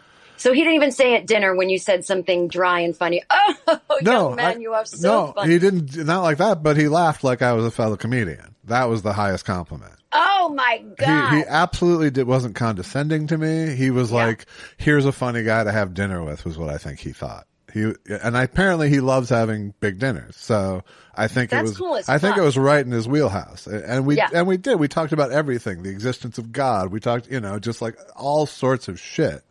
And it was like exactly what you would want that dinner to be like with someone like that, except for that because there was something sort of hinging on it, it tainted it. But as far as I'm concerned, it's not like I ever thought this was a great documentary waiting to happen. And I know that, and he keeps his bus 80 degrees. So it's like, it's not like I wanted to fucking be on a 80-degree tour bus for hours and hours for weeks and weeks. No. So I kind of feel like I got the best possible thing out of it. I got a one-on-one dinner with John Cleese. Yeah. And it wasn't, and he didn't even act like I was I had to tell, he was like going, I did this movie called Fish Called Wanda. I was like, I basically know everything you've done. And he's like, oh, well, if you want to ask me any questions, I was like, I'd rather save it for the doc, and he's like, yes, of course. Oh, that's funny. Yes. I do believe that he didn't, because he probably thinks of you as so young. Like, how would you know? I don't know, but I think whatever the case, he wasn't being presumptuous. He was. It wasn't fake presumption. I think he was being polite by filling me in. That makes me happy. Well, now, and he was really late. He was like an hour late. I was at his hotel, and he was like an hour late to dinner. So when he came, he was like incredibly. He was like literally bent over, going, "I'm so sorry." So. And did you know that he was coming, or did you just? I was iffy, and I was texting his daughter, who wasn't texting back. But it's like, I'm gonna fucking wait until I know this thing isn't happening because it's dinner with John Cleese. Or did he get drunk? No, he didn't. I don't think he drank at all. Oh my God, did you drink? Not at dinner. No, I had ordered by like the 45-minute point. Instead of standing outside the restaurant, I went to the bar. Oh yeah. And finally ordered a gin and tonic. Ooh, I'd be drinking to calm my nerves.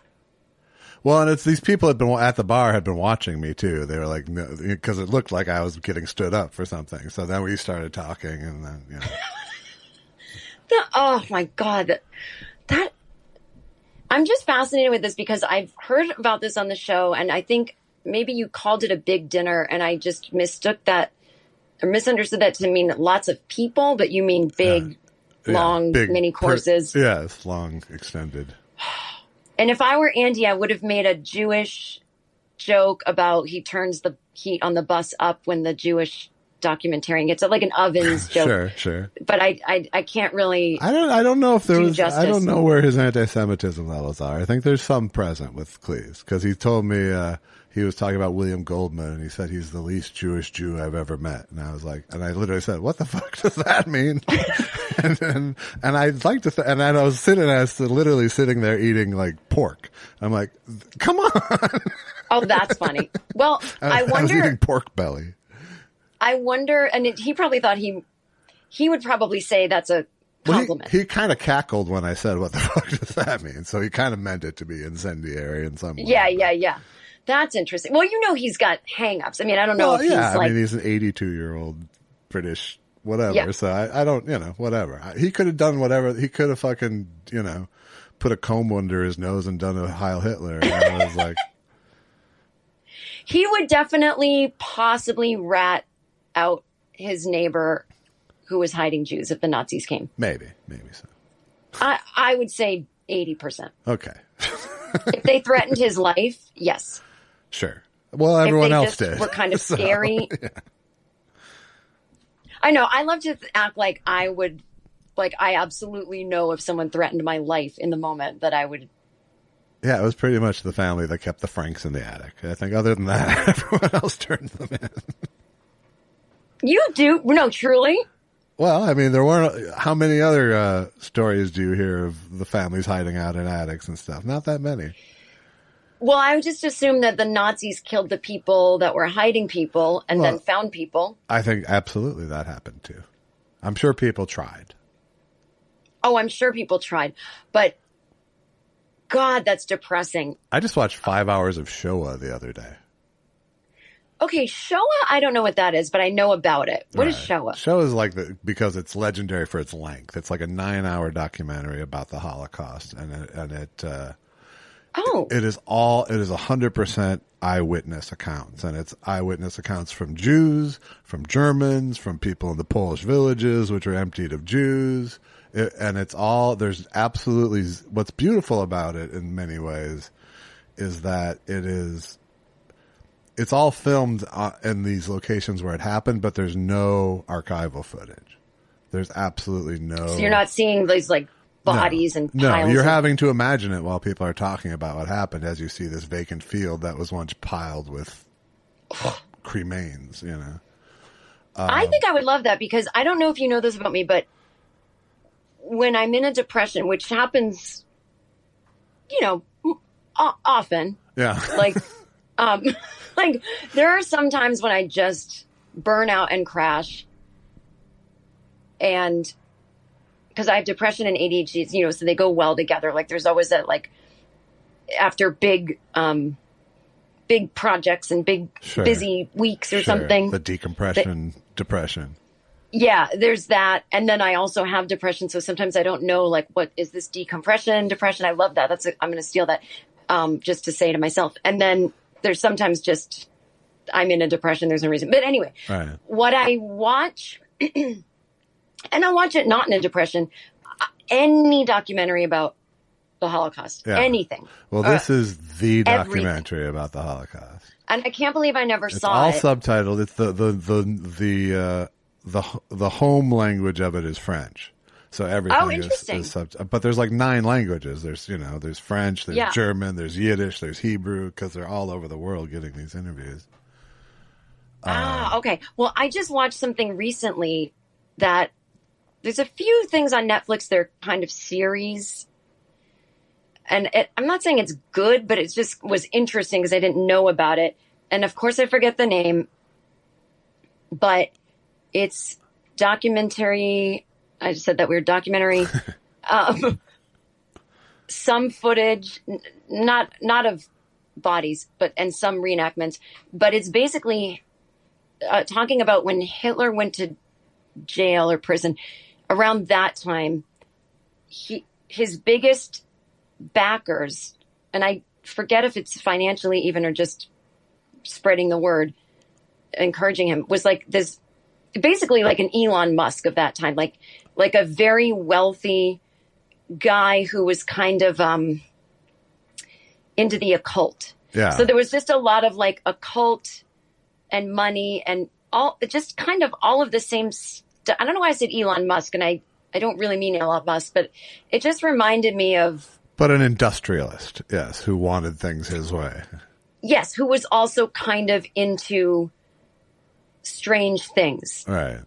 And it reminded me, I guess, maybe of like Elon Musk's quest to populate Mars. You know, it's not space research that he's into. He wants to abandon the Earth and figure out a way to live somewhere else. So, and it's like, as insane as that sounds, that's what he's thinking about. Right.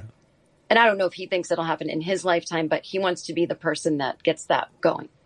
Sure. And so, but it just reminded me of, it was more on the nose of everything's repeating again. than most things I've ever seen, even though I can't remember it and can't describe it. Well, I mean, I agree with you, and just the way, I mean, the wave of fascism itself is repeating. Mm-hmm. You know, it is to see people who are enthusiastically fascist is something that I thought was a history book thing. Or I thought there was just such a small percentage. Right. We had a lot of neo-Nazis in my hometown. In Boston? In Massachusetts. Yeah. Oh, yeah. Well, but I lived in a very, Jewish suburb. It wasn't a Jewish suburb, but it was not a suburb of Boston like you think in a Good Will Hunting movie.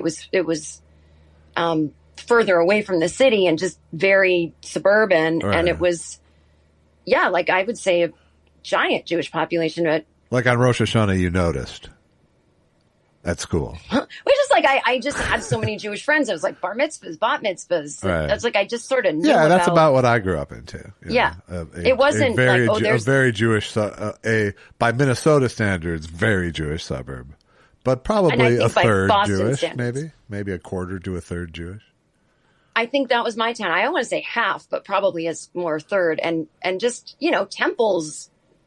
Yeah. And people just being Jewish without a care in the world, just normal to be Jewish. And I remember in this another great tale of my childhood. By the way, there's no such thing as someone being Jewish without a care in the world. 100%.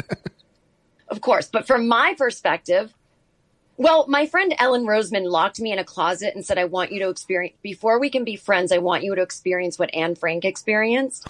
It was the most amazing thing anyone's ever done. So I'll be back in 3 years. It's only an hour. Hold on one sec. Sorry, Wait, put a pin in that. So I was in second grade, and my teacher, Mrs. Gordon, who used to fall asleep reading James and the Giant Peach because she was narcoleptic, and we would just sit there watching her sleep. Fantastic. It's way better than the book. Yeah, and then she... It must be, because I don't remember a damn thing about it. And she would just sleep and then wake up and keep reading, and I don't know. Anyway, but one day when just act like nothing happened. And like nothing happened. Just kind of give a little snort, wake up. And I guess we were just polite or something. We just kind of watched her. Like, I'm sure it's fascinating as a child. Truly. I mean, I wish I could say we were even smart enough to be fascinated. It was just, Did you ever decorate her or anything? No, I don't think she slept that long. Maybe like 60 seconds. But it was like intense, like a little bit like River Phoenix in that movie where he played a narcoleptic. Oh, big 90s movie. I'm trying to I think Keanu Reeves was in it too. He was maybe My Own Private Idaho? Yeah. He was narcoleptic in that, and I remember the way he portrayed one was like this kind of going into like fits and falling asleep. And I remember people saying that's not what happens. And I remember thinking that's what Mrs. Gordon would do. But anyway, but one day before instead of reading to us, she's like, kids, I have to tell you something very upsetting. We need to talk. I mean, this was kind of cool, actually, because I don't think she was Jewish, but she was like someone in the town, just a block from here. They woke up and their entire side of their house had a swastika spray painted on it, and it said "Die Jews." And this was 1982. Yeah. And I remember literally feeling like somebody had punched me in the gut. Like the air went out of me. It scared me so much. I was just like, what? I didn't even know that existed. I don't even know if I knew about the Holocaust. I'm sure I did but I just was like, I don't understand. Like, it's just shocking. And she just said, I don't remember what she said, but it was this very, we cannot have this kind of thing, and let's learn about whatever. Yeah. That was like that was good of her, yes. A very now kind of thing to do. Like telling kids truths and let's discuss our feelings. And right. I think we all talked about our feelings. And then, so then 4 years later, when I'm 12, I become friends with Ellen Roseman, and it was very, I give her a lot of credit for doing this. She was kind of didn't have many friends, very neurotic single mother. She had one. I mean, she wasn't one. Yeah. And I think she was just very intense. And she was like, I want to invite you over. And I'm like, great. And I come over and she's like, have you ever had a Jewish friend before? And I said, yeah. And she said, have they talked to you about what happened to Anne Frank? And I was like, no, but I know what, and she's like, well, I don't trust anyone basically who isn't Jewish. Yeah. But she also didn't have a lot of friends and she was kind of dorky. That was her way of converting you. Was putting you in the closet and being Anne Frank for an hour. I mean, I was converted after that. She was like, it's important for you to know what my people went through. And basically kind of like, and your people did it. All right. I mean. No, that's what it sounds like she was doing. Yeah. Yeah. And I'm German and Polish. I mean, could have been. Although my dad's cousin was shot by the Nazis in the street. So it's a little of both, you know. I think one side of my family was probably sympathetic to Hitler. My dad's side was not. But anyway. Right. So. But most Polish people hated Jews regardless. Right. I think the ones in my family maybe didn't, or maybe had a little more empathy because they were also being killed in the street just for no, Right. For no reason, not like those Jews. But yeah, so I stayed in the closet for an hour and I did reflect. And then that was it. She was like, yeah, you can be my friend as long as you understand. And I was like, okay. And she just kind of like gave me, like, it was kind of what we talked about a lot. She would just constantly educate me about, maybe that's where my love of learning about the Holocaust came from. It could be. It was an immersion course you took. Yeah. And then I just was like. I frankly think you being on Thought Spiral makes you more Jewish than sitting in a closet for an hour, but. Oh, I do too. I think so too. But I think that's where the seeds began of my acceptance, people accepting me on things like Thought Spiral. You are you have an unmistakable Jewiness about you. Now, Judy Gold, the comedian. Yes. Screams in my face shiksa whenever she sees me. Goy, goy, goy. Wow. Shiksa, shiksa, shiksa. She's like, oh my God, you were so goyish. She doesn't agree. She's got a much Jewier thing going than I ever did. That's you true, have to understand, I'm a Minnesota Jew. She's a New York Jew. Yeah. She's a real Jew. Yeah, oh yeah. As Grammy Hall said to Woody Allen's character. Right.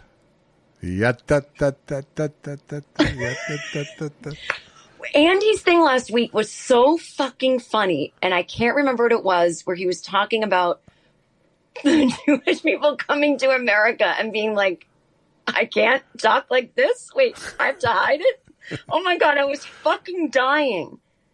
I was going to text him that bit should be on his album. He should keep working that. You'll jinx it. By doing that? He'll try too hard and he'll run it into the ground. Well, he's going to hear this. Don't edit this out. I don't know if he'll hear this. Oh, can I be Andy right now? Fuck Jon Stewart. I only saw the headline, but I don't care that he was comparing Biden and Trump as in saying there's just, what are we doing? It's just two old guys. Like, you came back to do the Daily Show once a week to do this fucking shit on the eve of fascism, you dumb fuck, white, young boomer, cis, straight, fucking unfunny fuck. I fucking hate him. He's not funny. And he's such a goddamn problem. He sucks. Dude, he would tell people at work, like, I have shit I could say that would probably get me sued. Yeah. Oh, no. But he was a fucking Me Too waiting to happen. And he's so goddamn lucky his staff covered for him. I haven't heard Me Too stuff, but I've heard all sorts of other kinds of abuse. Yeah. And the famous one with my friend Wyatt that's published, he was screamed at him when Wyatt tried to be like, maybe you're, as one of the only black people on staff, you're doing a racist voice. And John freaked out. Do not scold a narcissist. Let me reiterate. Oh, it happens back. He's a narcissist. That's what it is. He totally is. He is. And these fucking, thank God I'm not on Twitter or X or whatever. These fucking white liberals, and it's women too. I'm like, oh, I'm so tired of stupid women. Like, hey, Jon Stewart for president. Are you out of your goddamn minds? No, he thinks he should be for president. That's the problem.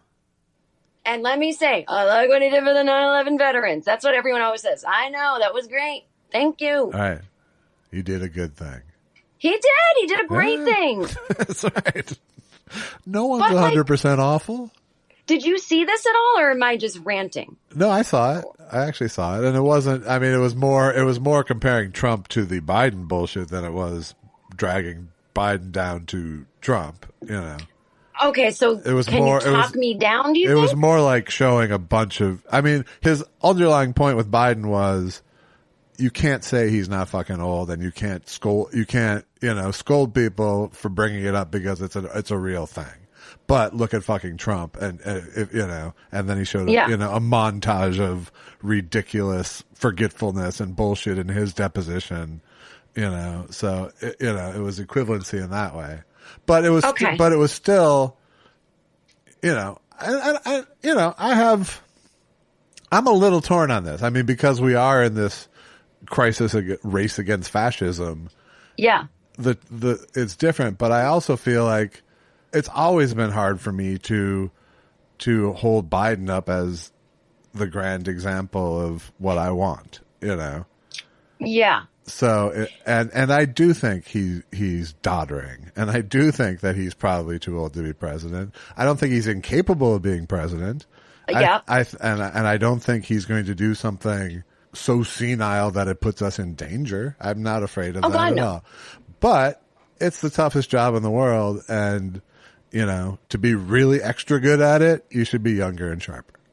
There's a lot of stress on someone that age, and I do think, though, my problem with the Biden hate, and I'm a little riding with Biden. I got my Ray-Bans, but I will say I do think he is probably the most liberal president we have had. I think so. I absolutely think so too. And I'm impressed by what he's gotten done. Yeah. I think he actually does a good game better than he talks a good game. I think the things that he has done have been talked about, but he actually got triggers pulled.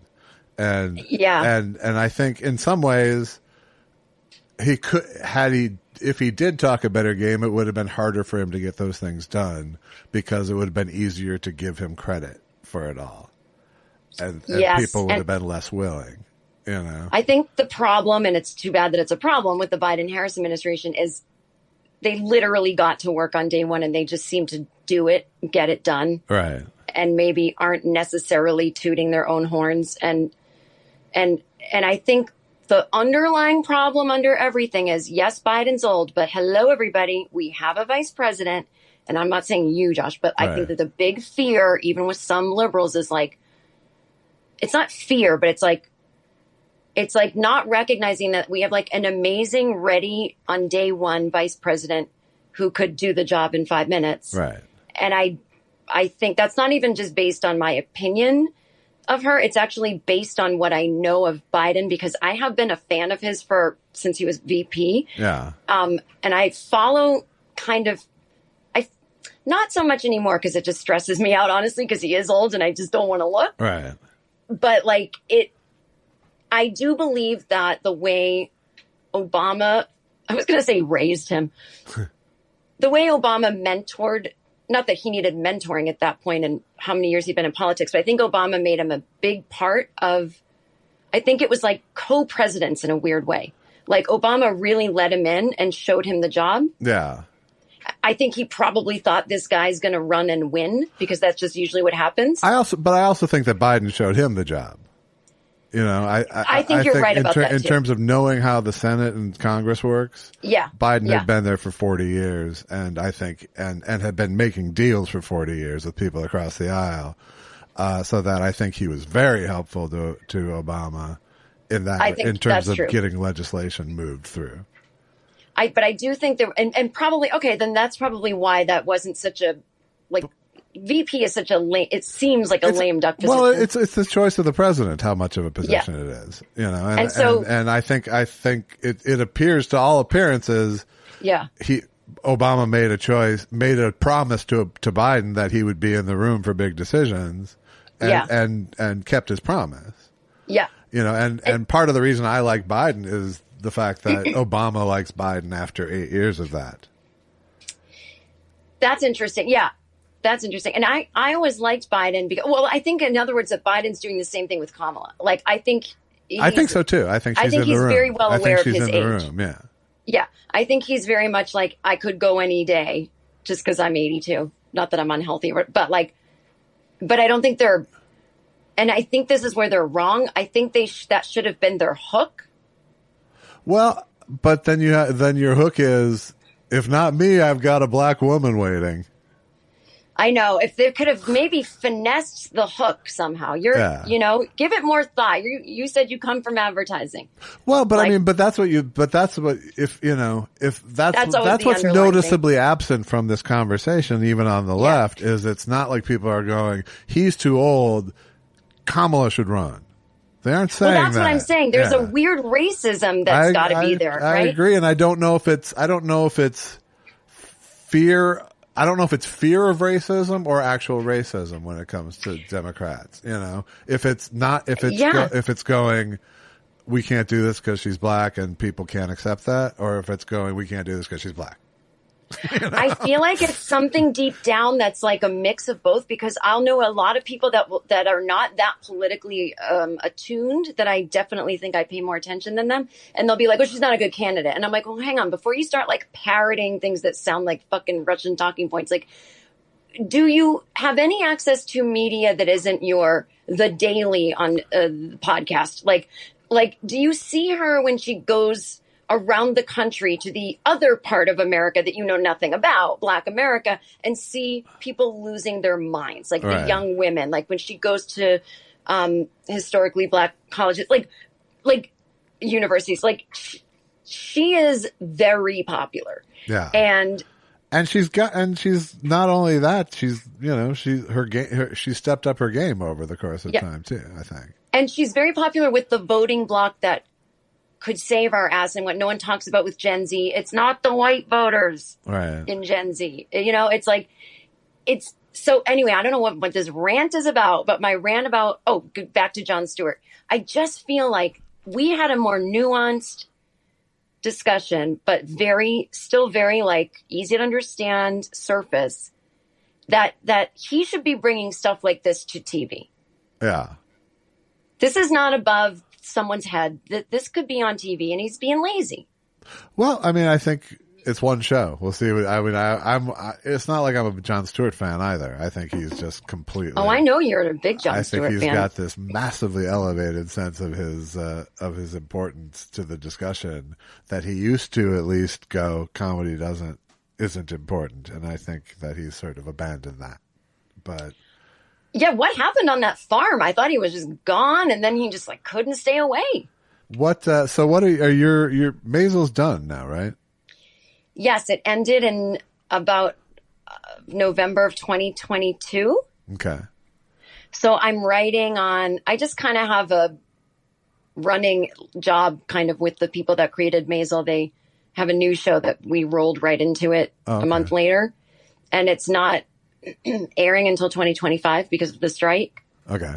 And it's a 1-hour comedy about the New York City Ballet and the Paris Ballet. Okay. And I know that's why I said they were in Paris filming. Yeah. And so it's it's like a workplace comedy, in other words. It's about it has very absurd situations, and it's about the behind the scenes things of. Are those two things highly contrastable, New York Ballet and Paris Ballet, or is it just two different sets of the same kind of thing? Two different sets of the same kind of thing. It's about, I don't know if I'm supposed to reveal anything, but it's really about like dancers going back and forth between the two companies. Okay. And so, but it's not the real companies. Like, we have to make up fake names. So it's not New York City Ballet. It's like whatever we call it. I forget. But yeah, so they're filming in Paris, right now, and then film in New York and film in Paris. So I'll get to go to Paris for a little bit, not long. That's awesome, though. Maybe a couple weeks. Yeah, I'm super excited. But so I've just been kind of working for them like really nonstop since Maisel ended. So it's like That's great. just very like great. Like I have an office to go to. I have a job. Hallelujah. Fucking A, yeah, that's awesome. It is truly like I have zero ambition. I do not enjoy being on stage. I have not been on stage. I've not toured in 4 years. Yeah. I'm in the beginning of the 5th year of not touring, I think, or 4th. No ghost pains or anything? No, when I was done, I was done. Yeah. It was so undramatic. And I think I was done for about a year before I was done. And it was really COVID that was like, I do not miss this. I do not want to go out there. I was done a year ago and I got plenty sick of it the last year of doing it. It's just too much work. I don't, if I want to express anything about myself in the future, I'll write it down. Maybe Right. I'll write a short story that's funny and read it out loud or write a script or something. But it was like, It's not an itch that needs to be scratched anymore. no, it's done. I'm very proud. I did some nice things. The getting up around town, you literally couldn't pay me to do it. No, I just turned down a set yesterday for the first time in forever. I was like, what? Why? No. I mean, and it was hard. It was like, because I hadn't been on stage in so long. Yeah. Part of me was like, well, you could write some shit and see if you wanted, but most of it is like, the second you say yes, the dread clock starts. Yes.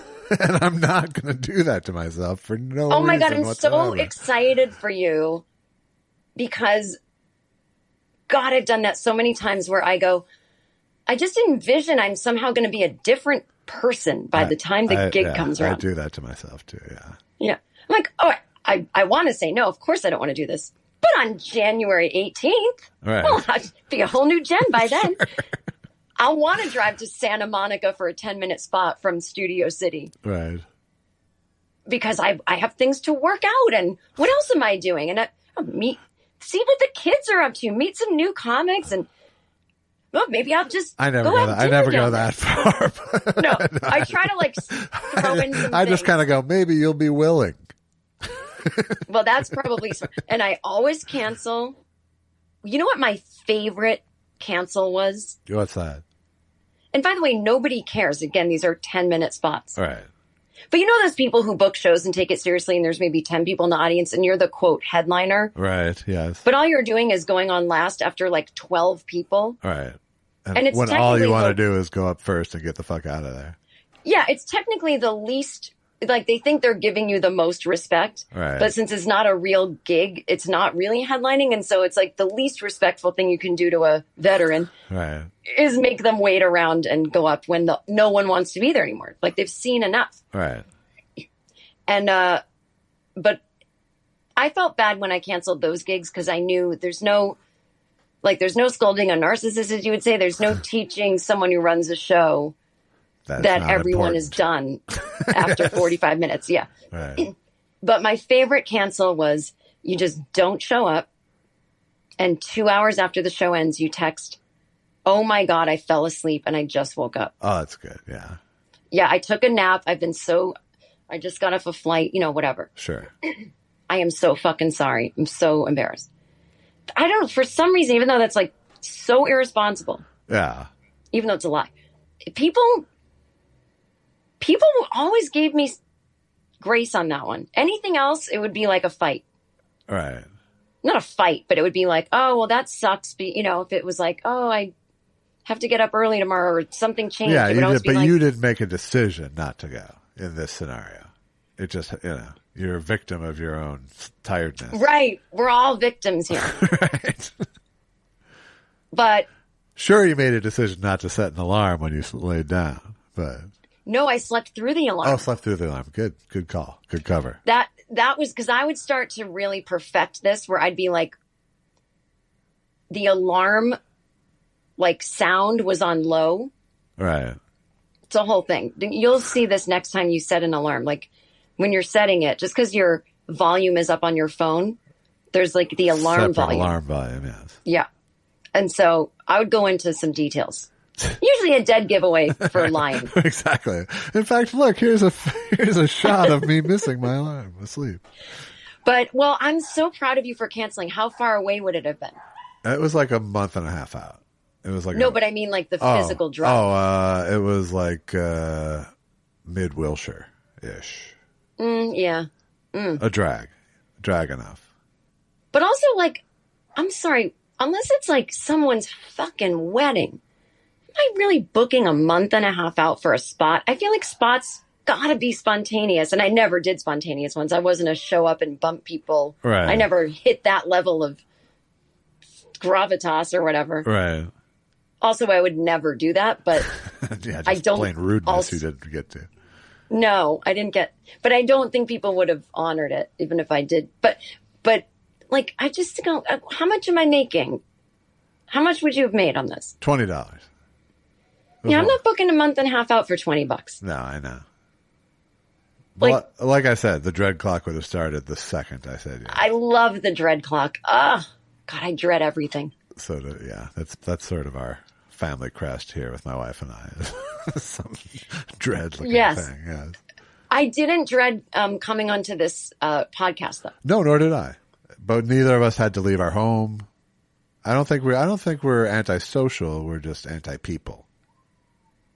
Oh, that's really. I'll have to think about that. I think that's true. I mean, I love to be social. But I love humanity. But selective. I just don't. I cannot make promises or plans. I just don't know how I'm going to feel. Right. Day to day. So, like, in person is a real gamble for me. See, that to me is what cancel culture is. That's what. In that case, I love cancel culture. Right. So do you like living in New York versus LA? Well, I feel like I would be very, very hermity in New York. As much as the world available to me is out there, I would feel it would take a lot to get me out the door, I think. I became very hermity over the last couple of years, and I think that was an age thing, but also like got very good at it because of COVID lockdown. But I am a loner. I love being home. My place is big for New York, small for anything else. It's way smaller than my place was in LA and more expensive as things go. And so it's big enough that I don't totally crave, like, I got to get out of here, you know? Right. And I like New York. And again, it's like I have a very social job. I work with people that I'm actually friends with. We're talking all day long. You know, it's like, so I have like my alone time is not lonely because it's like very earned. Do I like New York? I think so, but I kind of miss nature. Hello. Wait, which dog is this? This is Cody. This is the new guy. Hi, Cody. Wait, new or not? Well, 1 year now it's been. Oh, okay. Yeah. I thought it was like a month new. So I guess I think I'm kind of an LA person. I hadn't been back to LA in a year and a half, and I went back a couple of weeks ago just for a few days, and I was like, oh God, I miss it. I didn't miss the control I feel driving. Yeah. But I don't miss parking and all that. Like, there is something great about you go out in New York, you get on the subway, and you get off the subway and you walk right into where you're going. Right. And you're not giving anyone keys or parking, or you can drink, you know. But there's just so many people you have to navigate. Well, I mean, I know everyone's in their bubble and it's not as if the other people are there.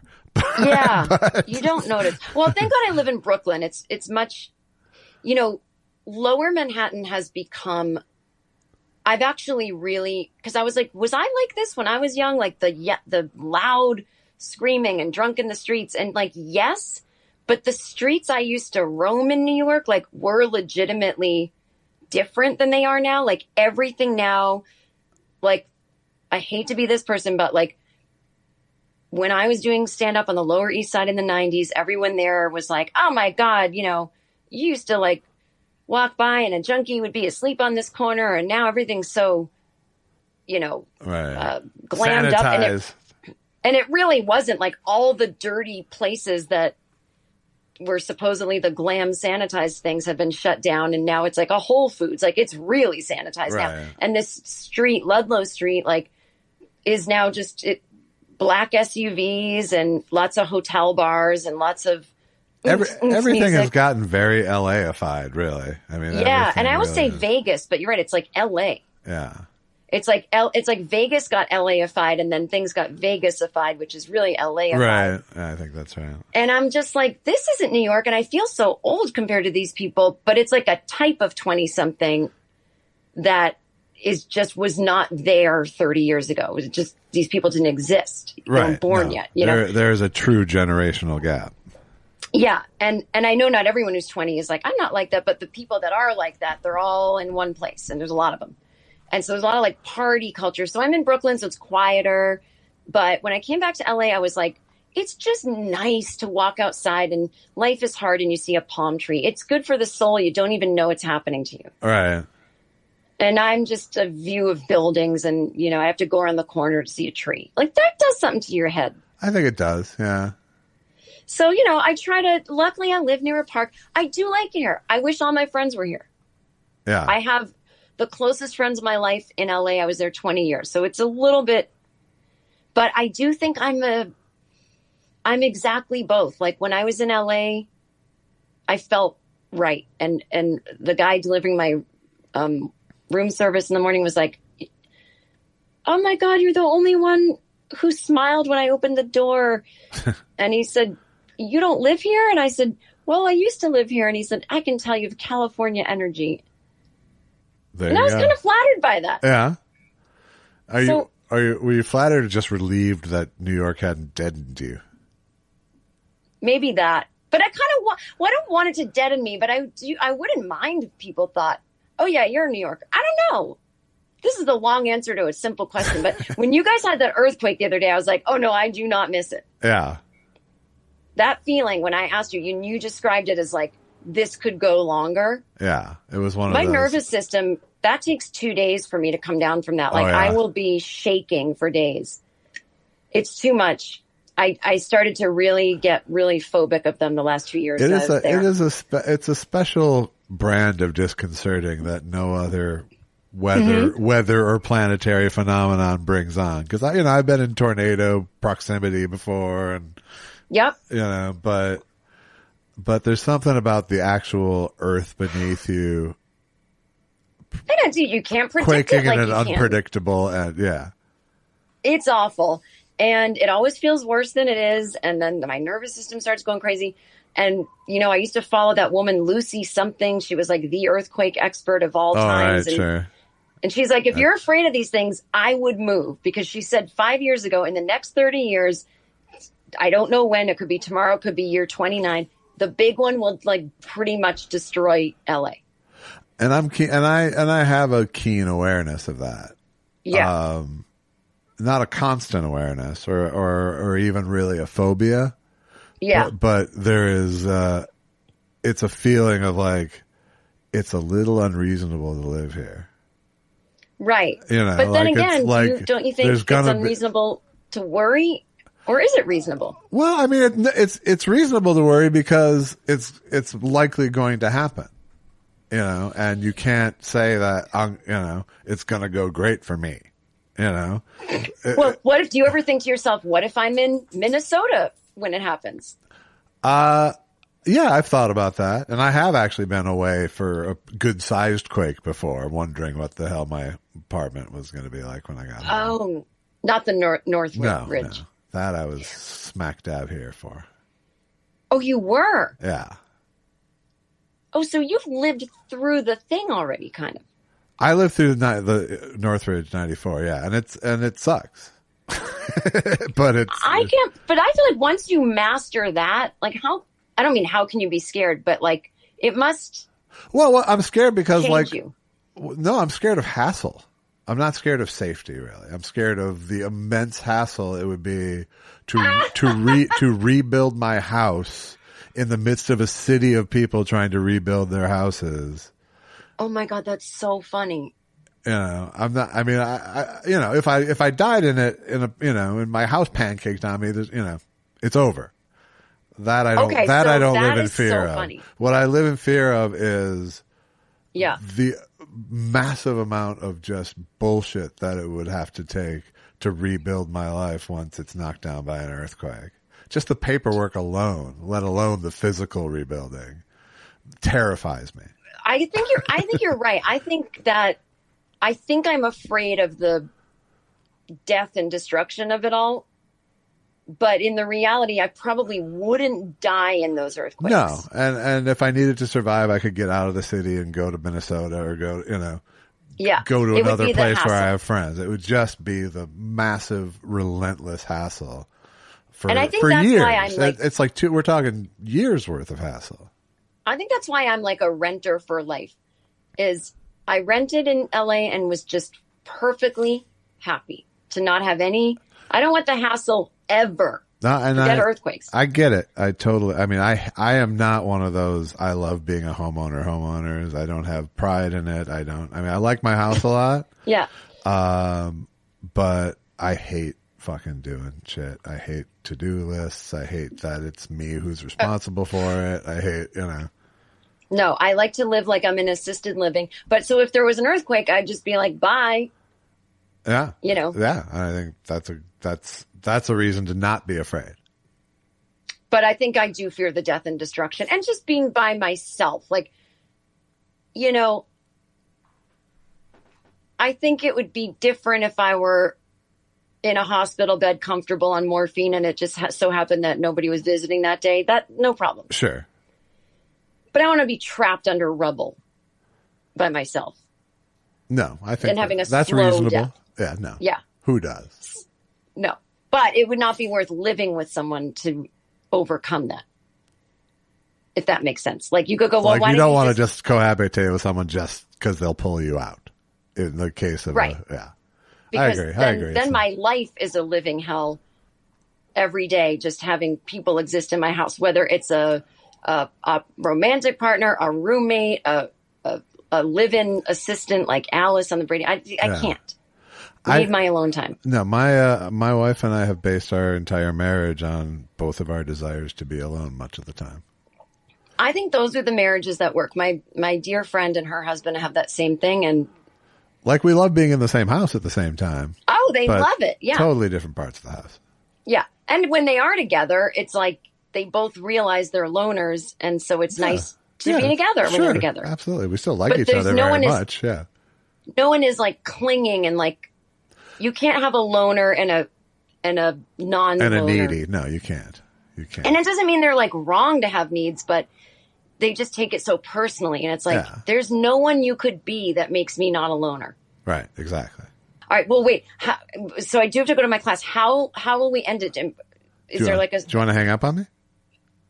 Well, should we lead into it naturally? Sure, of course. But I'll see your finger go to the thing. So. Oh, how does Andy do it without you knowing? He never does. He never pulls off. Oh, you always know? It's almost always me who hangs up, and it's and I always know when it's him because he's It's so funny. Oh, I feel like I can't do it naturally now. Well, there's not going to be a natural way for me to hang up. No, just pull off the Band-Aid like this. Shut up. Don't tell us what's on your mind.